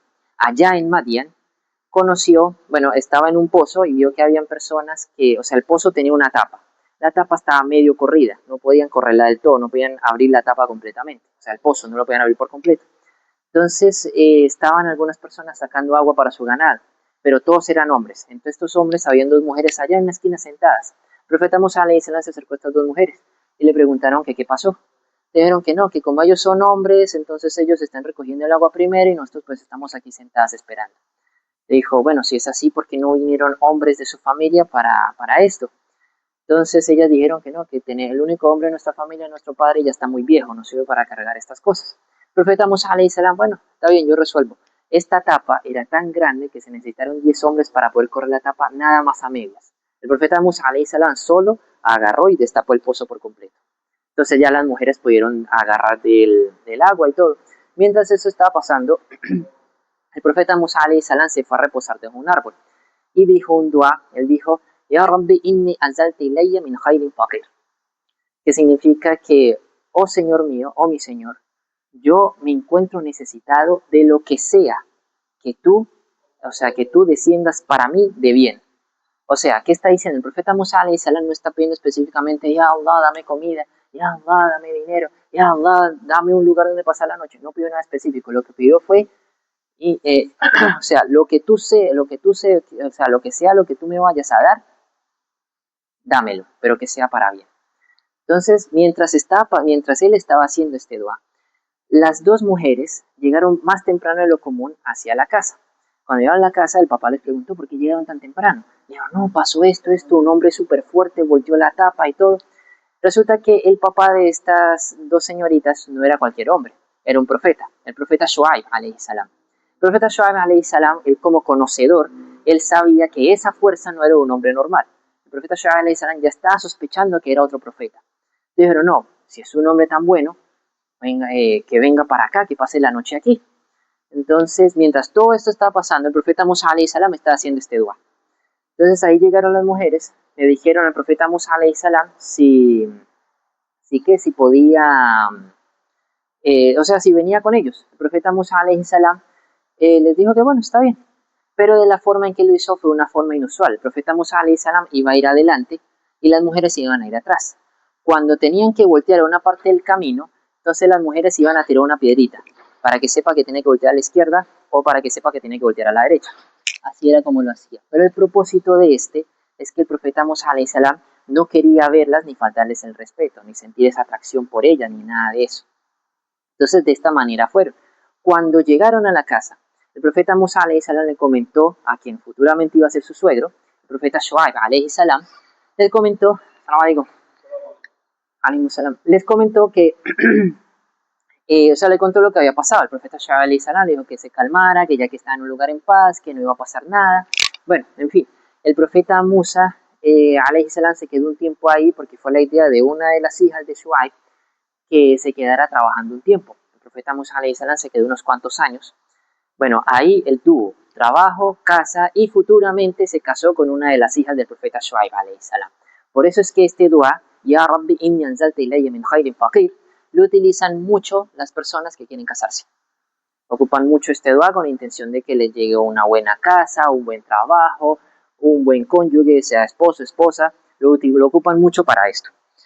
El dua que también yo les mencioné ahorita, el que el profeta Musa alayhi salam utilizó ¿para qué? Para poder hablarle al faraón, el que yo le dije, ya Rabbi shrah li sadri wa yassir li amri wahlul 'uqdatan min lisani yafqahu qawli.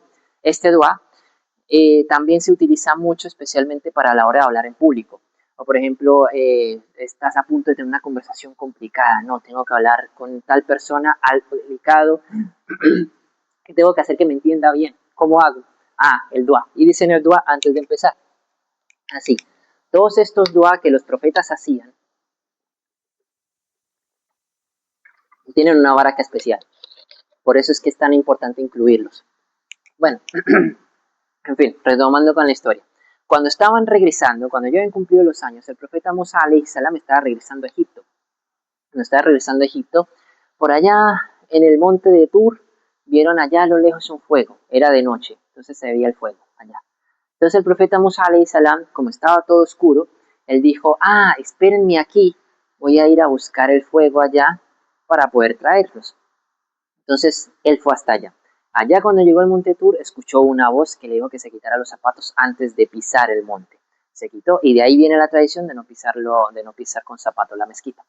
Entonces, bueno, se quitó los zapatos, entró, él tenía un bastón en ese momento y le dijeron que, bueno, ahí le empezó a decir, Allah, era quien estaba hablando, le dijo que lo ha elegido como profeta, que vaya donde el faraón y que le diga que no tenga esa costumbre de decir que él es Dios. Porque, ¿qué pasa? En la mitología egipcia, en los tiempos de antes, tenían la creencia de que el faraón estaba en un punto medio entre la divinidad y la humanidad. O sea, ¿qué quiere decir esto? Por ejemplo, digamos, un faraón en cuestión era él, pero dentro de él reposaba el rey de los dioses. Entonces, como era el rey de la humanidad, el rey de la divinidad tenía que estar ahí. Entonces era como un punto medio entre los dos. Eso era, como que el espíritu del dios albergaba dentro del faraón. Entonces, por ende, hablar con el faraón era lo mismo que hablar con el dios. Esa era la creencia de la mitología egipcia en ese tiempo.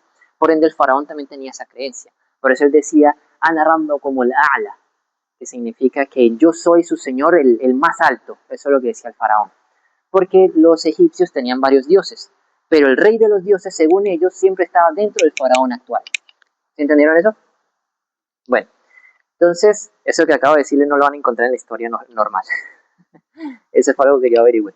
Bueno, entonces, ¿tienes alguna pregunta? Ah, ya, creí que iba a hacer una pregunta. Bueno, en fin. Entonces, los profetas, bueno, como te estaba comentando, después de eso, cuando él estaba allá, bueno, Allah le dijo cuál era su misión, y después el profeta Musa alayhi salam le preguntó que quién era. Allah le dijo, Innani an Allah. Entonces, aquí realmente hay, o sea, la frase es corta, y si lo traducimos literalmente no vamos como a captar la importancia, pero hay demasiado énfasis. Inna significa ciertamente. Innani, ciertamente yo. Ana, otra vez, Ana significa yo. Innani, Ana, Allah. O sea, definitivamente, 100% seguro, dalo por hecho, Ana Allah, yo soy Allah. Después dijo, la ilaha illa Ana, no hay más Dios excepto yo. Fa'buduni, entonces adórame. O aqimus salata li dhikri, y establece la oración para recordarme. Esto demuestra que en las Sharia anteriores también existía el Salah. Quizá el Salah era de una manera diferente en esos tiempos, pero existía el Salah. Todavía también existía la responsabilidad de adorar a Allah, de sentarse a rezar y concentrarse en él. Que una vez más se recalca la importancia del Salah ahí. Bueno, resulta que después de eso le dio dos milagros muy importantes para que Allah, para que él pudiera mostrar al mundo lo que su mensaje era verdadero. Uno de ellos, que es el más común, era que cuando él tiraba el bastón se convertía en serpiente, pero cuando lo volvía a agarrar, se convertía en bastón normal. Lo que no cuentan las historias tradicionales es que la serpiente no era una serpiente chiquita, no era una serpiente grande, era una serpiente enorme.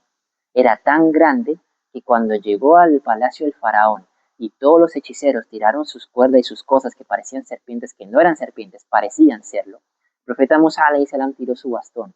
Se convirtió en una serpiente tan grande que nada más con abrir la boca amenazó con comerse al faraón, a los que estaban con él y al palacio entero de un solo bocado. O sea, no estamos hablando de una pitón o una anaconda, estamos hablando de algo mucho más grande.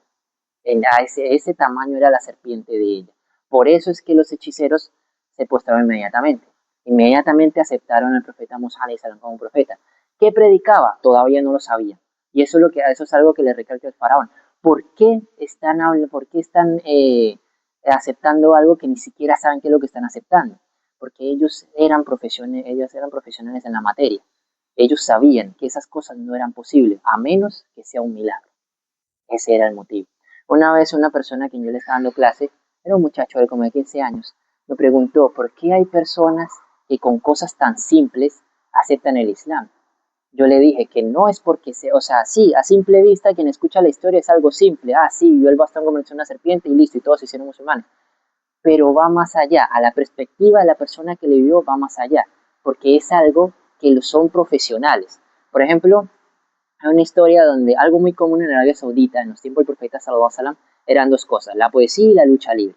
Había un hombre que se mantenía invicto, en lucha libre era el mejor. Una vez el profeta sallallahu alaihi wasallam estaba pasando por ahí y él lo desafió, Muhammad, ven y pelea conmigo. No, Muhammad, ven y pelea conmigo, si me gana acepto tu religión. El profeta sallallahu alaihi wasallam entró, comenzaron a pelear. El sahaba cuenta cómo fue que el profeta sallallahu alaihi wasallam lo agarró con tanta suavidad y a la vez con tanta fuerza y lo dominó, lo soltó. El hombre dijo, no, quiero la revancha, quiero la revancha. De nuevo, lo agarró esta vez con un poquito más de fuerza y lo dominó otra vez. Después quiero la revancha, quiero la revancha. Esta vez lo agarró con más fuerza y lo dominó otra vez. Y en ese momento él se paró, ashhadu an la ilaha illallah wa ashhadu anna muhammadan rasulullah. No lo hizo porque pues era lo que había apostado. Lo hizo porque ya había demostrado que realmente era algo que iba más allá. Entonces son los profesionales que saben de ese tema. Por ejemplo, hubo un exorcista que era muy amigo del profeta sallallahu alaihi wasallam. Como él no era de Makkah, él no sabía que ya era profeta. Cuando regresó le contaba, mira, tu amigo está diciendo esto y esto y esto y esto. Parece que está poseído. Y él quedó, epa, ¿cómo así? ¿Cómo así que un jinn poseyó a mi amigo y yo no lo voy a ayudar? No, voy a ir a exorcizarlo. Fue a hablar con el profeta sallallahu alaihi wasallam. El profeta sallallahu alaihi wasallam le dijo, sí, yo sé que están diciendo esto de mí, pero primero escucha lo que voy a decir. Y le habló de todo lo que era el Islam. ¿Qué hizo el exorcista? Aceptó el Islam de una vez. Ah, pero ¿por qué? Si tú eres un exorcista, se suponía que le ibas a sacar lo que sea que lo estaba poseyendo. Es que él no lo está poseyendo nada. Yo tengo años siendo exorcista. Yo sé cómo actúa un poseído y sé cómo actúa un loco. Y él no es ninguno de los dos. Él realmente sabe lo que dice. Entonces, todas estas cosas así, o sea, son pequeños, o sea, cosas que uno a simple vista ve, bueno, está bien, es algo mínimo. Pero a la perspectiva de la persona que vio la historia es algo que no es normal. Entonces, por eso aceptan la religión inmediatamente. Y eso fue lo que pasó con los hechiceros del profeta Musa, alayhi salam. Bueno, después de esto pasó un tiempo. El evento más importante después de esto fue que llegó la hora de irse de ahí. Allah le dio la orden al profeta Musa alayhi salam de que agarrara las 12 tribus de Israel y se fuera de ahí. Y eso pasó el 10 de Muharram. A esta parte vamos. Cuando ellos querían llegar a Madian, pero se desviaron. Cuando llegaron al Mar Rojo, no sabían qué era lo que iba a pasar. Porque la idea era llegar a Madian, donde vivía su suegro, el profeta Shuaib alayhi salam. Esto fue un desvío que Allah les provocó. Ahora, ¿qué fue lo que pasó aquí? ¿Qué fue lo que tú dijiste? Que fue cuando Allah dividió el mar, pero no sabían qué era lo que iba a pasar. Todos los israelitas realmente estaban ya con la mentalidad de que, listo, hasta aquí. Pero el profeta Musa alayhi salam no, el profeta Musa alayhi salam pensó, no, si Allah nos trajo aquí es porque algo va a pasar. Y fue cuando Allah le dio la orden, que golpeara con el mismo bastón el mar. Lo golpeó, el mar se abrió en un solo camino. Los israelitas tenían un problema de que resumidamente, eran bastante jodidos. Entonces comenzaron, ay, que no, pero es que nosotros somos 12 tribus y nuestra tribu va a ir con esa tribu y, ay, no nos queremos mezclar. Entonces fue como, están a punto de morir y se van a poner a quejarse de estas cosas. Bueno, esta vez, Allah dio la orden que golpeara otra vez. Golpeó otra vez y esta vez ya no fue un camino, sino 12 caminos. Se hicieron 12 caminos en el agua y para que pasara cada tribu. Después, ay, pero es que si nos perdemos porque una tribu se va por acá, otra tribu se va por acá, no se van a ver en el camino y si se pierden, ¿después qué? Entonces, bueno, ¿quieren separados o quieren juntos? Allah dio la orden otra vez que golpeara el agua. Cuando golpeó el agua, en medio de los caminos se hicieron como ventanitas para que las personas se pudieran ver mientras van caminando. ¿Listo? ¿Contentos así? Listo, contentos así. Se fueron caminando. Mientras el faraón estaba a lo lejos viendo cómo el mar se dividió en 12 caminos, el faraón inmediatamente pensó que esto no era normal. Él dijo, no, esto no es normal. Por dentro él pensó eso, pero por fuera él que le dijo a su ejército, miren, hasta el mar me tiene tanto respeto que se abre para que yo pase. Y pues claro, el ejército, oh, no, sí, tiene razón, así es, tal cual. Pero el faraón no quería pasar. ¿Qué pasó ahí? Allah envió al ángel Jibril alayhi salam, que esto yo se los conté en la clase pasada, con la yegua del paraíso, una yegua que estaba en celo. Y el caballo en el que estaba el faraón la vio y se fue corriendo. Como el faraón vio eso, bueno, está bien, vamos entonces. Y puso el caballo en marcha y todo el ejército se fue con él. Cuando ya llegó al mar, fue cuando el mar se cerró. Y fue cuando se ahogó el faraón. Eso pasó el 10 de Muharram. Entonces, para conmemorar el final de una persona tan mala y la liberación de un pueblo que había sufrido tanto. Porque los israelitas en ese tiempo habían sufrido demasiado.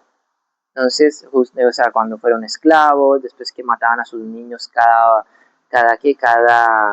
año impar, o sea, fue un sufrimiento horrible para todos ellos. Y lo liberaron. Después de esto, Allah le ordenó a la tierra y al agua que no consumieran el cuerpo del faraón, para que se quedara como una lección. Pero es una lección para los presentes, o sea, para la generación de ese momento y para las generaciones futuras de la humanidad. Que no olvidemos que aunque una persona haga el mal y nosotros vemos que le está yendo bien, no quiere decir que le va a ir bien toda la vida. Algún día él va a caer. Y esa es la cosa, Allah no castiga de una vez. Allah primero da el chance. Vamos a ver si se recupera, vamos a ver si se corrige, vamos a ver si pide perdón. Esperemos. No, ahí va. Y va de golpe. Y cae de una manera que nosotros muchas veces no podemos imaginar. De maneras que hasta incluso Allah puede castigar a una persona y la persona ni siquiera se da cuenta que está siendo castigada. Y si no se da cuenta que está siendo castigada, no se da cuenta que está haciendo mal. Y si no da cuenta que está haciendo mal, no está pidiendo perdón. Y si no está pidiendo perdón, su castigo no está cediendo.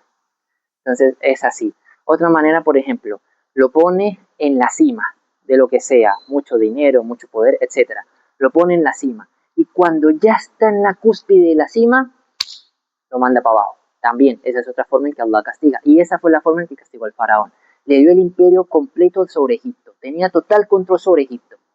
Pero cuando se creía más alto que nunca, que hasta el punto de decir que el mar se abrió por su presencia, fue cuando cayó. Entonces, eso es. Esa es como la reflexión en esa historia. Quiero contar la historia de Karbala, pero yo no sé con qué tiempo cuentan ustedes. ¿Se las cuento? ¿Aguantan? ¿Seguros? ¿A qué horas tienes clase?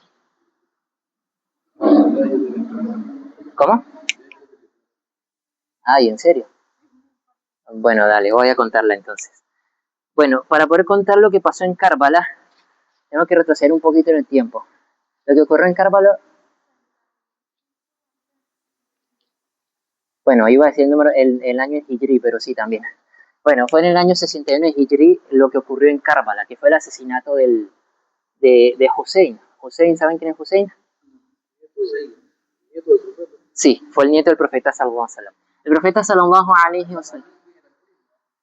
Ali sí, el primo y el yerno. El profeta sallallahu alaihi wasallam tuvo dos.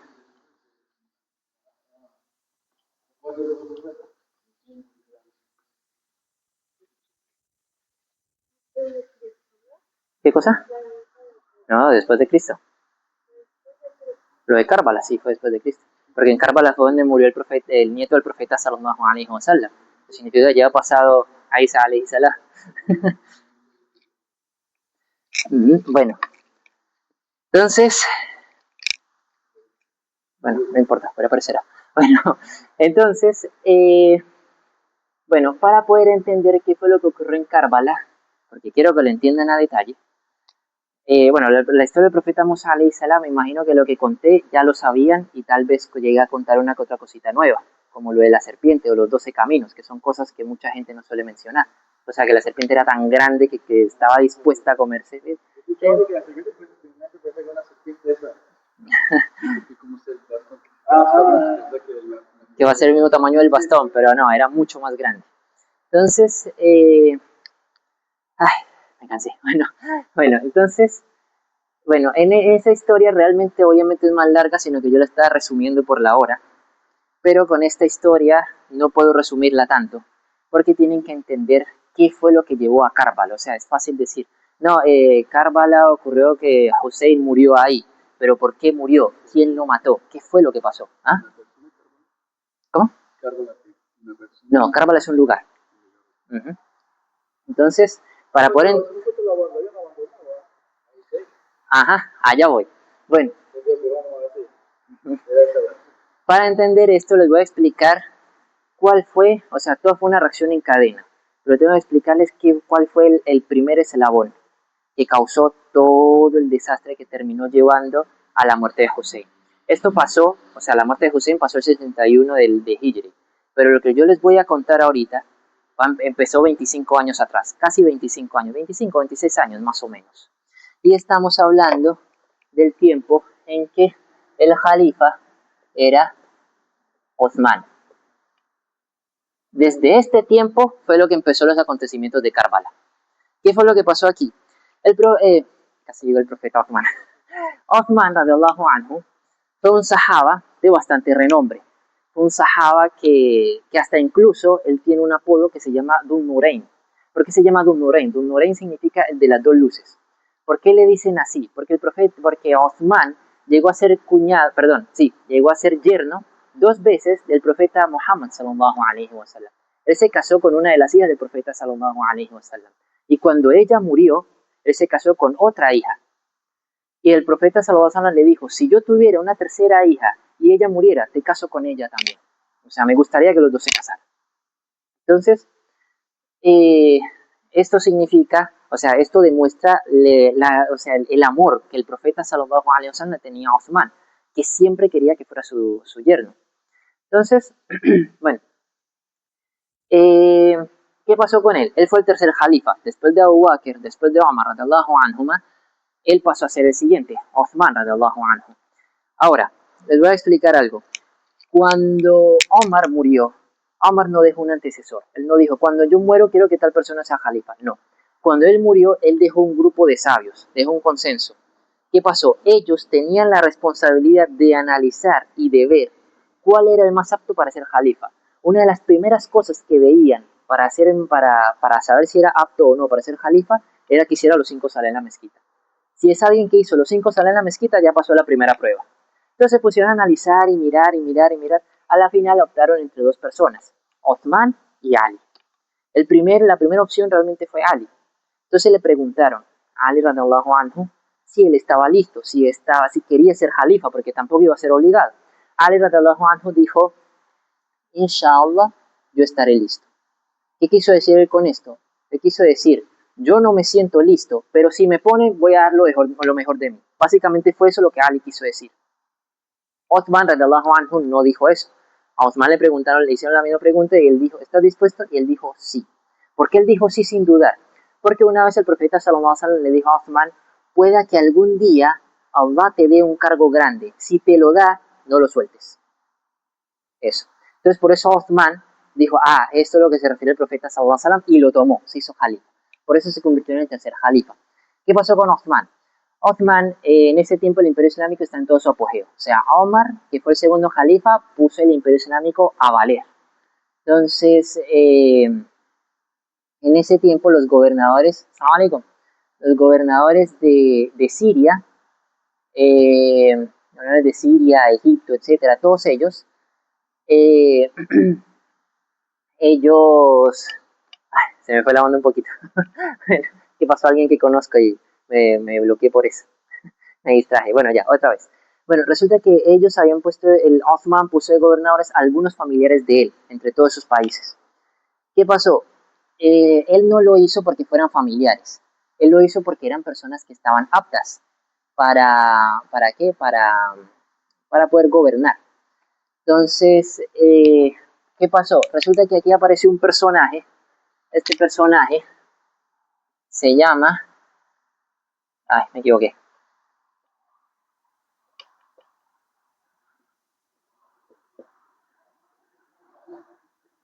Abdullah bin Sabah. Este hombre, muchos teorizan que él era judío. Abdullah bin Sabah. En esos tiempos el nombre Abdullah era muy común entre los judíos. Entonces, este hombre, Abdullah bin Sabah, comenzó a sembrar cizaña, más que todo entre lo que era Kufa, lo que era Egipto, principalmente en Egipto, y otro lugar más, no recuerdo cuál, pero bueno, en fin, más que todo en estos dos, más que todo en Egipto. ¿Qué empezó a sembrar cizaña él? Este hombre comenzó a decir, hey, ustedes sabían que primero le iban a dar el puesto a Ali, o sea, estamos hablando de Ali, el yerno del profeta sallallahu alaihi wasallam. ¿Por qué no le dieron el puesto a él como primer jalifa en lugar de dárselo a Abu Bakr? ¿Por qué? ¿Y por qué el segundo jalifa fue Omar y no fue él? ¿Por qué? ¿Por qué el tercer jalifa fue Othman y no fue él? Y de paso Othman está poniendo familiares en puestos altos, está como sospechoso. Entre esto hubieron personas que quedaron, este man está loco, déjalo que hable. Pero otros sí comenzaron a comerse el cuento. Oye, sí, es verdad. ¿Por qué? ¿Por qué está pasando esto? ¿Qué fue lo que pasó? ¿Qué no sé qué cosa? Entonces, esta cizaña fue creciendo, y creciendo, y creciendo, y creciendo. Hasta que dijeron, no, ¿sabes qué? Esto es injusto. Vamos a darle un golpe de estado a Othman. Listo, vámonos para Madina. Se fueron para Madina. No, ¿qué está pasando? Esto y esto, esto, esto. Othman radhiyallahu anhu los atendió con calma. Esperen, cálmense. Les voy a explicar por qué hice esto. Es por esto y esto y esto. A él lo puse como gobernador de Siria, no por ser mi familiar, porque tal y tal cosa. A él lo puse por esto y esto, no por tal y tal cosa. Y así. Entre estos gobernadores, otro nombre importante es este, Muaya. Muaya también era otro sahaba y era familiar de Osman. Entonces él fue el gobernador de Siria. Resulta que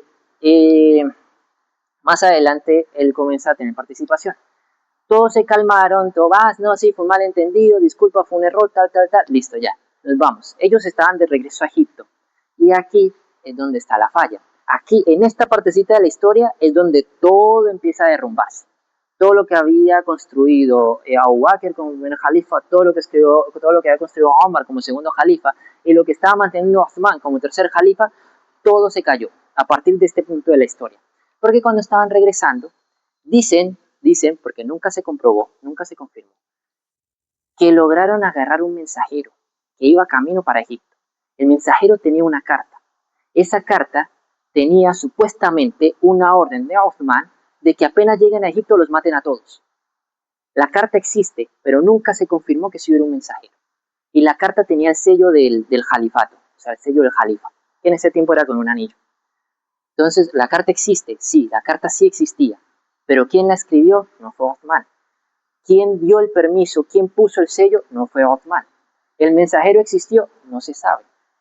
Entonces muchos sospechan que este tipo, Abdullah bin Sabah, u otra persona que iba con él, tenía la carta metida como un plan B. Si acaso no funcionaba, bueno, saco la carta y engaño a la gente otra vez. La intención era matar a Uthman. Entonces, ya sabían que con matar a Uthman en la muerte del califa ya todo se iba a derrumbar. Resulta que ellos regresaron, incluso antes de llegar a Egipto regresaron, y esta vez regresaron con rabia. No, ¿qué pasó esto? Uthman dijo, no, es mentira, cálmense, es mentira, cálmense. Es mentira, cálmense, y así. Pero no, se siguieron y siguieron y siguieron. Finalmente Uthman no quiso oponerse a la fuerza ni nada. Hubieron muchas personas que estaban dispuestos a dar su vida para defender al califa. Entonces estaba Ali, radiallahu anhu, que a Ali le tenía mucha rabia. Esto lo que lo estoy explicando también es el origen de los Shia. Entonces los Shia... A todos ellos, o sea, Abdullah bin Sabah y todo el que le hiciera caso. Entonces, bueno, aquí una pequeña paréntesis. Una vez el profeta sallallahu alaihi wasallam le dijo a Ali que iba a ver que él le iba a pasar lo mismo que le iba a pasar al profeta Isa alayhi salam. Ali preguntó a qué se refería, dijo, al igual que con el profeta Isa alayhi salam, va a haber un grupo de personas que a ti te van a querer mucho, pero tú los vas a odiar. Tú los vas a odiar bastante. Y esos son los Shia. Y ustedes saben que los Shia son y Ali por aquí, Ali por allá, pero Ali realmente les tenía una rabia horrible, les tenía mucha rabia a los Shia. Claro, en ese tiempo no se llamaban Shia, porque recién estaban comenzando a surgir. La cosa es que ellos llegaron... Los primeros se puede decir que eran los alborotadores que ya... Sí, podemos decir que esos son los pre-Shia, los que querían derrocar a Uthman. Entonces, accedieron el lugar en la casa de Uthman radiallahu anhu durante 40 días. Durante 40 días Uthman radiallahu anhu no podía salir, no podía hacer nada. Muchos quisieron defenderlo a la fuerza, entre esos Ali radiallahu anhu. Ali, que era como peleador, como guerrero, el man era alguien grandísimo. De hecho hay una historia, pequeño paréntesis, hay una historia de la guerra de las trincheras. Una vez había un tipo que era tan alto y tan musculoso que había entrado a Medina. El hombre era tan fuerte y para presumir de su fuerza, él de un solo espadazo partió un caballo por la mitad. Y él dijo, ¿quién se enfrenta a mí? El profeta sallallahu alaihi wasallam reunió a los sahaba. ¿Alguien quiere enfrentarlo? Ali radhiyallahu anhu dijo, yo. El profeta sallallahu alaihi wasallam le dijo, siéntate. Volvió a preguntar, ¿alguien quiere enfrentarlo? Ali radhiyallahu anhu se volvió a parar, yo. El profeta sallallahu alaihi wasallam le dijo, siéntate. ¿Alguien quiere enfrentarlo? Ali la tercera vez se paró y dijo, yo. El profeta sallallahu alaihi wasallam, ¿por qué lo preguntó 3 veces? Era por si acaso Ali tenía algo de duda, podía ya dejarlo. Pero Ali no tenía duda. Hay que recalcar que Ali era una persona bajita y este tipo era un tipo alto, enorme. Comenzaron a pelear. Pelearon. En medio de eso, Ali perdió la espada. Era un tipo grandote con una espadota y Ali, a mano desnuda, lo enfrentó, lo derribó y le quitó la espada. Cuando le quitó la espada, Ali logró recuperar su espada en medio de la pelea. Cuando ya lo tenía tirado y le iba a meter el cestazo final, el tipo le escupió en la cara. Ali bajó la espada. No lo atacó, no lo mató. Se dio la vuelta y se fue. Le preguntaron, ¿pero por qué si tanto que te costó esa pelea, cuando por fin lo tenías ahí contra la pared, o contra el piso, mejor dicho, ¿por qué no lo mataste? Ali radhiyallahu anhu dijo, porque desde que empezó la pelea, yo lo estaba haciendo por Allah. Pero en el momento que me escupió, me dio rabia. Y si yo lo iba a matar en ese momento, lo iba a matar por rabia, no por Allah. Entonces no lo maté. Y ya, y lo dejo ahí. Entonces, bueno, esa es la prueba de que Ali era un guerrero formidable. Bueno, él estaba dispuesto a la fuerza a defender a Uthman. Pero como Uthman era califa, él dijo, no. ¿Por qué no? Porque no quiero que se derrame sangre musulmana. No quiero que empiece una guerra entre musulmanes versus musulmanes. Yo no quiero eso. Prefiero que me maten a que yo sea la causa de que los musulmanes se enfrenten entre ellos. Bueno, pasó todo esto. Finalmente entraron a la casa de Uthman radhiyallahu anhu y rodearon a Uthman. Uthman estaba sentado recitando Corán, tranquilo. Están todos los hombres rodeando. Ya te está dando calor, ¿cierto? ¿Prendemos el aire? ¿Segura? Ok. Bueno, entonces, Uthman estaba ahí recitando Corán. Todos estaban alrededor. Nadie se acercaba a romper el hielo. Nadie quería hacer nada. Hasta que finalmente llegó, por fin alguien que rompió el hielo fue un hijo de un sahaba. Él agarró a Uthman de la barba. Cuando lo agarró de la barba, Uthman interrumpió la recitación y él dijo, esta es una sunna que le gustaba mucho a tu papá. A él le dio tanto temor de Allah, haber hecho eso, que él inmediatamente soltó y se fue. No quería formar parte de eso, se fue. Entonces después finalmente llegó alguien y bueno, dio el primer asestazo. ¿Quién fue? Realmente no se sabe que fue uno de ellos. La primera gota de sangre cayó sobre una palabra del Corán, porque él tenía el Corán abierto. La palabra del Corán era Sayakfikahumullah, que significa que Allah te va a bastar, Allah es suficiente, o sea, Allah va a ser suficiente para ti contra ellos. Eso es lo que significa. Sayakfikahumullah. Y ya, Osman murió ahí. ¿Qué pasó con Osman? Cuando Osman murió ahí, pasó el cuarto califa, que fue Ali, radiyallahu anhu. Cuando pasó Ali, Ali, obviamente, tenía mucha rabia por Abdullah bin Saba y sus seguidores. Aquí, ahora sí empieza a entrar Muawiyah. Muawiyah, que era gobernador de Siria, él quería venganza. O sea, no venganza, sino que quería ya matar a los que mataron a Osman, a los que le hicieron daño a Osman. ¿Quiénes eran? Abdullah bin Saba y todo el que le siguió el juego. Quería que los mataran a ellos. Ali también lo quería, pero Ali dijo, no, todavía no. Ahorita el imperio está desordenado. Vamos a ordenarlo y cuando ya el imperio está ordenado, ahí sí hacemos lo que tenemos que hacer con ellos.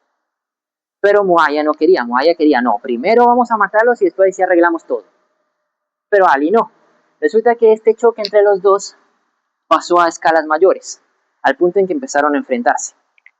Empezaron a enfrentarse y bueno, llegaron a tener algunos encuentros, algunas guerras, tal. Ninguna con muchas bajas porque habían muchos que realmente no querían pelear. Pero después Ali dijo, mira, ¿sabes qué? Estamos peleando musulmanes contra musulmanes y esto no es correcto. Vamos a sentarnos tú y yo y vamos a hablarlo y vamos a llegar a un acuerdo porque esto no puede seguir. Como Ali dijo esto, aquí llegaron otros personajes más que más adelante se conocían como los Khawarij. Khawarij es un término para definir a lo que era una rama del Islam. Hoy en día, creo que hoy en día no existen los Khawarij, y si existen son muy poquitos. Los Khawarij se les dice así porque viene la palabra Haraya.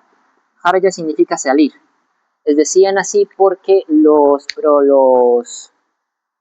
que ellos tenían la creencia, o sea, su creencia principal es en creer que si tú cometes un solo pecado ya dejas de ser musulmán. No importa qué pecado sea, dejas de ser musulmán. Por eso le dicen Khawarij, que sale de Haraj. Y ellos mismos consideraban, o sea, ellos mismos se sentían en la posición de decir, tú no eres musulmán, tú sí, tú no, tú sí, tú no, o sea, así nomás. Entonces comenzaron a decir que tanto Ali como Muawiyah no eran musulmanes. Entonces comenzaron a sembrar la cizaña y bueno, en fin, no lograron sembrar mucha cizaña a esto no les pasó con Abdullah bin Saba, porque para entonces ya el imperio islámico ya estaba prevenido, ya sabían lo que pasaba si algo así llegaba a ocurrir. Entonces de que los Khawarij planearon un ataque triple, planearon un triple atentado, por así decirlo. En Madina iban a matar a Ali, en Siria iban a matar a Muawiyah, y en otra parte más, creo que en Kufa, iban a matar a otro líder más, o sea, a otro gobernador que también estaba apoyando esta conversación pacífica. Intentaron matar, ¿y qué pasó? Muawiyah se salvó, Muawiyah quedó herido, pero sobrevivió. El que no se salvó fue Ali, el otro también se salvó, pero Ali no. Ali sí lo mataron. Cuando a Ali lo mataron, a él se lo llevaron a su casa, y él duró como 3 días vivo. Cuando fueron al día siguiente a visitar a Ali, la esposa de Ali abrió, que en ese entonces ya no era Fátima, el profeta sallallahu alaihi wasallam, porque Fátima murió 6 meses después de que murió el profeta sallallahu alaihi wasallam. Pero entonces Ali estaba casado con alguien más. Abrió la esposa y le dijeron, hey, que venimos a buscar al Jalifa, que vamos a terminar de matarlo. ¿El Jalifa ya murió? ¿En serio? Sí. ¿Cuándo? Pero murió. ¿Que dónde fue enterrado? Y no se sabe con la tumba de Ali. ¿Por qué? ¿Por qué hicieron eso? Porque el Ali ya sabía, porque el profeta sallallahu alaihi wasallam le había dicho, que iba a haber un grupo de personas que al igual que el profeta Isa alayhi salam, lo iban a querer tanto al punto de adorarlo. Entonces, para evitar que readoraran su tumba y todo esto, entonces fue que se prefirió enterrarlo en un lugar donde casi nadie o nadie sabía. No, se cree, hay teorías, puede que esté aquí, puede que esté allá, pero realmente no se sabe. Bueno, estos fueron los Khawarij. Los Khawarij hicieron esto, ya con esto, el siguiente Jalifa pasó a ser Hassan. Hassan fue hermano de Hussein. El profeta sallallahu alaihi wasallam hizo una profecía sobre Hassan, sobre su nieto. Él dijo que Hassan algún día iba a unir a 2 grupos de musulmanes que estuvieran peleando entre ellos. Y exactamente eso fue lo que hizo. Cuando Hassan pasó a ser Jalifa, pero Hassan pasó a ser Jalifa no por ser hijo de Ali, Hassan pasó a ser jalifa porque era, o sea, porque él se mereció el ser jalifa. ¿Qué pasó? Hassan, que sabía lo que se venía, la futura guerra que podía venir, Hassan, ¿qué hizo? Él renunció a su derecho de jalifa y se lo cedió a Muawiyah. Y Muawiyah se convirtió en el nuevo jalifa. De gobernador a Siria a jalifa. ¿Sí me están siguiendo la historia hasta acá? Sí, bueno. En fin. ¿Qué hizo Muawiyah? Ya con Muawiyah en el poder, dijo, bueno, si Muawiyah ya está, los que le hicieron daño a Ali y los que le hicieron daño a Uthman se van. Eso fue lo que hizo. Él los mandó a ejecutar. Obviamente, algunos quedaron y bueno. Entonces, ya bueno, pasó el tiempo. Muawiyah fue el que pasó a ser el jalifa. Muawiyah se convirtió en el siguiente jalifa y Hassan de esta manera cumplió la profecía. Porque realmente habían dos grupos, los que apoyaban a Ali y los que apoyaban a Muawiyah. Realmente sí habían dos grupos de musulmanes chocando. Y Hassan, al ceder su puesto como jalifa a Muawiyah, todos se unieron. Entonces, durante ese tiempo Muawiyah puso las cosas en orden. Todo estuvo bien. Hasta que llegó el día en que murió Muawiyah. ¿Qué pasó cuando murió Muawiyah? Muawiyah, a diferencia de Omar, que dejó un grupo de personas para que decidieran quién era el próximo jalifa, no. Él dijo inmediatamente que su próximo, o sea, que el próximo, chica, me sé qué. El próximo, ya, un momentico, tengo un poquito de agua. ¿Ah? Ya piensen en las preguntas mientras tomo agua.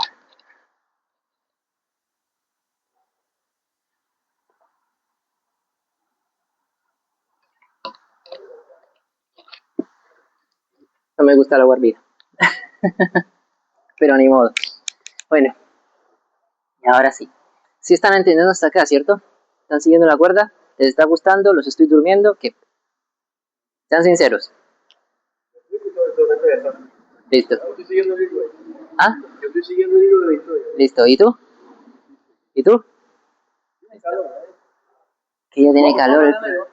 Bueno, vamos a prender el aire, está bien. Ay, qué brisa tan rica. Pero aquí nada más.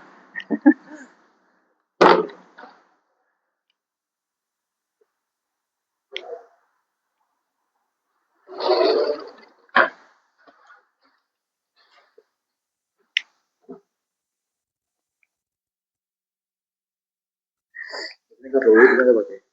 ¿Cómo así que hay que aplaudirle? Hay que levantar el dedo para que agarre señal. Bueno. Bueno, en fin. Ya, seguimos. Como estaba diciendo. Bueno, Yazid. No lo he visto, pero no sabía quién era. Sí, bueno, Yazid era el hijo de Muawiyah. Y Muawiyah dijo que el próximo jalifa sería su hijo. Entonces, esto no era lo que querían los musulmanes, porque esto no fue lo que enseñó el profeta sallallahu alaihi wasallam. El profeta sallallahu alaihi wasallam no enseñó la anarquía, no enseñó que el jalifa tiene que ser el hijo del jalifa anterior y después el futuro jalifa es el hijo del jalifa actual y tal, etcétera. No, nada de eso, no era así. Pero Muawiyah había roto esta regla. Resulta que aquí otra vez los musulmanes se dividieron. Estuvieron los que aceptaron a Yazid como jalifa y los que no lo hicieron. Entonces, entre estas personas los que aceptaron fueron principalmente el famoso clan Omeya, algo así, no me acuerdo su nombre, y los que estuvieron en contra, la mayoría fueron familiares del profeta sallallahu alaihi wasallam. Entre esos Hassan y Hussein fueron los que estuvieron en contra de que Yazid pasara allá. ¿Qué fue lo que pasó? Bueno, ¿ah? Exactamente, la mayoría eran familiares del profeta sallallahu alaihi wasallam. Vamos a ponerlo aquí para que no se pierda. Sí, los que estaban en contra. O sea, descendientes de él, básicamente. Nietos, bisnietos, todos ellos estaban en contra de esto. Era porque el profeta sallallahu alaihi wasallam no enseñó la anarquía, o sea, no es que el jalifa actual tiene que ser el papá o sea, tiene que ser el hijo del jalifa anterior y el futuro jalifa tiene que ser el hijo del jalifa actual, o sea, no es algo que pase de padre al hijo, no es así. El jalifa, exactamente, el jalifato o el cargo para controlar un país le pertenece al que tenga la habilidad para hacerlo y el que se sienta preparado, porque el que tiene la habilidad, el que no quiere, no se lo obliga, ¿entiendes? Eso es. allá. Bueno, resulta que empezó esta división otra vez. El profeta sallallahu alaihi wasallam había dicho, así como predijo de Hassan, que él iba a unir a dos... algo que se me voy a decirles. Cuando Uthman radiallahu anhu era califa todavía antes de que lo mataran, a él le dijeron que dejara su puesto de califa. Uthman se negó. Le preguntaron por qué y él dijo, no, porque el profeta sallallahu alaihi wasallam me dijo que tal vez Allah me iba a dar un cargo, o sea, un cargo grande. Si te lo da, no lo sueltes. Y yo voy a hacer lo que el profeta sallallahu alaihi wasallam me dijo, así que no lo voy a soltar. Y lo mataron como califa. Entonces, bueno, eh, ya estamos volviendo de nuevo al año 61 de Hijri. Todo esto, lo que acabo de explicar, pasó en el transcurso de los 25 años que dije que tenemos que retroceder. Entonces, aquí los familiares, como dije, entre esos estaban Hussein, que es el que ya empieza a tomar protagonismo en esta historia. Resulta que ellos comenzaron a recibir, Yazid se estaba quedando principalmente en Irak. Entonces ellos estaban quedando allá y Hussein comenzó a recibir cartas de que no, que te vamos a apoyar a lo máximo y te vamos a ayudar y somos tu ejército, estamos de tu lado, vente para acá, te vamos a ayudar a derrocar a Yazid y que no sé qué cosas y tales. Bueno, Hussein vio esto sospechoso, Hussein no se lanzó ahí mismo, para ese entonces Hussein ya tenía como 56 años más o menos. Entonces Hussein dijo, no, esto está raro. ¿Qué hizo él? Él mandó a su primo creo que se llamaba Abdullah, no estoy seguro, Abdullah o Ubaidullah, uno de los dos, no recuerdo bien. Bueno, él lo mandó. Cuando él lo mandó, él llegó a Irak y era verdad, realmente estaban dispuestos a apoyar a Hussein. Y su primo mandó las cartas, no, mira, es verdad, aquí definitivamente me están consintiendo, me tienen como niño lindo, básicamente. Entonces, le dijeron, no, mira, vamos a, no, que me están apoyando, que esto, que tal. Sí, dale, ven, es verdad, es verdad. ¿Qué pasó? Hussein dijo, bueno, pues esto es verdad, yo me voy. Algunos sahaba que todavía estaban vivos para ese entonces, le dijeron a él, no vayas, tengo un mal presentimiento, no vayas. Entre esos Abdullah ibn Abbas, que es uno de los sahaba que más ha narrado a hadith del profeta sallallahu alaihi wasallam, y su palabra se toma en cuenta demasiado a la hora del fiqh, tafsir, hadith, todo esto. Abdullah ibn Mas'ud, que también es igual que Abdullah ibn Abbas, también son personas muy sabias. Los dos tenían un mal presentimiento de eso. No vayas, le dijeron a Hussein, no vayas. Hussein, pues convencido de lo que le había dicho su primo, fue. Resulta que, pues obviamente, un viaje en esos tiempos no es como un viaje hoy en día. Hoy en día un viaje es de horas o máximo días. En ese tiempo era de meses, semanas, años. Bueno, para cuando Hussein empezó el viaje, la gente que apoyaba a Yazid, por órdenes de Yazid, comenzaron a intimidar a los que decían apoyar a Hussein. Comenzaron a intimidarlos. ¿Qué pasó con ellos? Ellos se acobardaron y dejaron de apoyar. Cuando dejaron de apoyar, los hombres de Yazid mataron al primo de Hussein. Hussein no sabía nada de esto. Porque, pues, ¿quién se lo iba a contar? Nadie. Hussein no sabía nada de esto. Cuando Hussein estaba llegando a Kufa, llegó a un valle que se conoce como Karbala. En ese lugar lo recibieron los hombres de Yazid, que no pueden pasar, que no pueden seguir adelante. ¿Pero por qué? No pueden seguir adelante. Los asediaron durante casi una semana. O sea, estamos hablando, eso pasó por ahí como el primero o segundo de Muharram, del año 61 de Hijri. Entonces, eso fue lo que pasó. Comenzaron o sea, los asediaron y todo. Hussein no fue con intención de pelear, así que no fue con un ejército, fue nada más con algunas personas que lo acompañaron. Entre esos familiares, habían hasta incluso niños y mujeres en ese viaje, porque no iban con intención de pelear. Entonces comenzaron, que no, que tal, bueno, los asediaron, nada más una pequeña parte de los hombres, y en el transcurso de esa semana comenzaron a llegar más y más ejército, hasta que llegó un punto en que ya no se podía más. Hussein intentó negociar con ellos. Se empezó a hablarle, no, mira, vamos a llegar a un negocio, lleguemos a un acuerdo. No, nada, no querían nada. Toda negociación falló. Entonces, después de eso, Hussein, ¿qué fue lo que hizo? Hussein, un día antes, o sea, estamos hablando del 9 de Muharram, un día antes de que él muriera, reunió a quien nos había acompañado. Hussein dijo, váyanse de aquí, regresen a Madina y ya, para que ustedes sobrevivan. Ni uno solo decidió dejarlo. Todos dijeron, preferimos morir antes de dejar al nieto del profeta sallallahu alaihi wasallam a su suerte. y todos se quedaron. Al día siguiente empezaron el ataque. Bueno, nos fueron matando poco a poco. Hussein no murió así como víctima ni nada, Hussein murió peleando. No solamente Hussein, todos los que lo acompañaron murieron peleando. No murieron todos, pero murió la mayoría. Perdonaron principalmente a las mujeres y a las mujeres y a los niños. Entonces, cuando todo esto pasó, a los que sobrevivieron los dejaron ir a Kufa. Cuando fueron a Kufa, entre esos estaba la tía de Hussein, o sea, la otra hija de Ali y Fátima. Ella estaba ahí y llegaron a Kufa. Cuando llegaron a Kufa, contaron la noticia, mataron a Hussein. Entonces, todos los que habían dado el apoyo a Hussein, que se acobardaron por las amenazas de Yazid, comenzaron a arrepentirse. No, nosotros qué hicimos, que estuvo mal, no, ay, ¿por qué hicimos esto y qué tal? Bueno, comenzaron a llorar y la pasaron mal. Ella, Zainab, que es como se llama la que estoy diciendo, ella lo regañó. ¿De qué se quejan? ¿De qué van a venir aquí a quejarse, a sentirse mal? ¿Para qué? Si cuando realmente lo necesitamos no hicieron nada.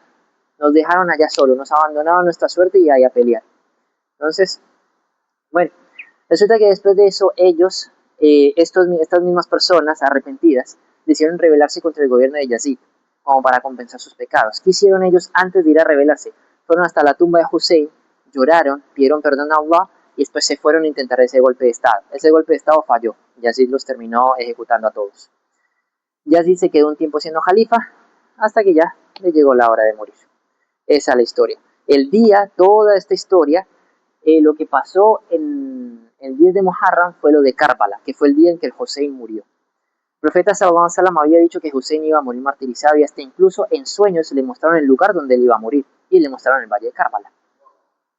Así como supo que Ali iba a haber unas personas que iban a querer a Ali, pero que Ali les iba a odiar mucho, de la manera que supo que a Osman le iban a dar un cargo alto y que no lo soltara, de la manera que predijo que Hassan iba a juntar dos grupos de musulmanes que estuvieran peleados, de esa misma manera dijo que Hussein iba a morir martirizado. Entonces esa fue la historia, eso fue lo que pasó en Karbala. Entonces por eso es que en la historia del Islam el asesinato de Osman es una de las cosas más duras y más fuertes que existe por todo lo que llevó a cabo. O sea, fue una reacción en cadena. La muerte de Osman desató todo el desastre que les acabo de contar.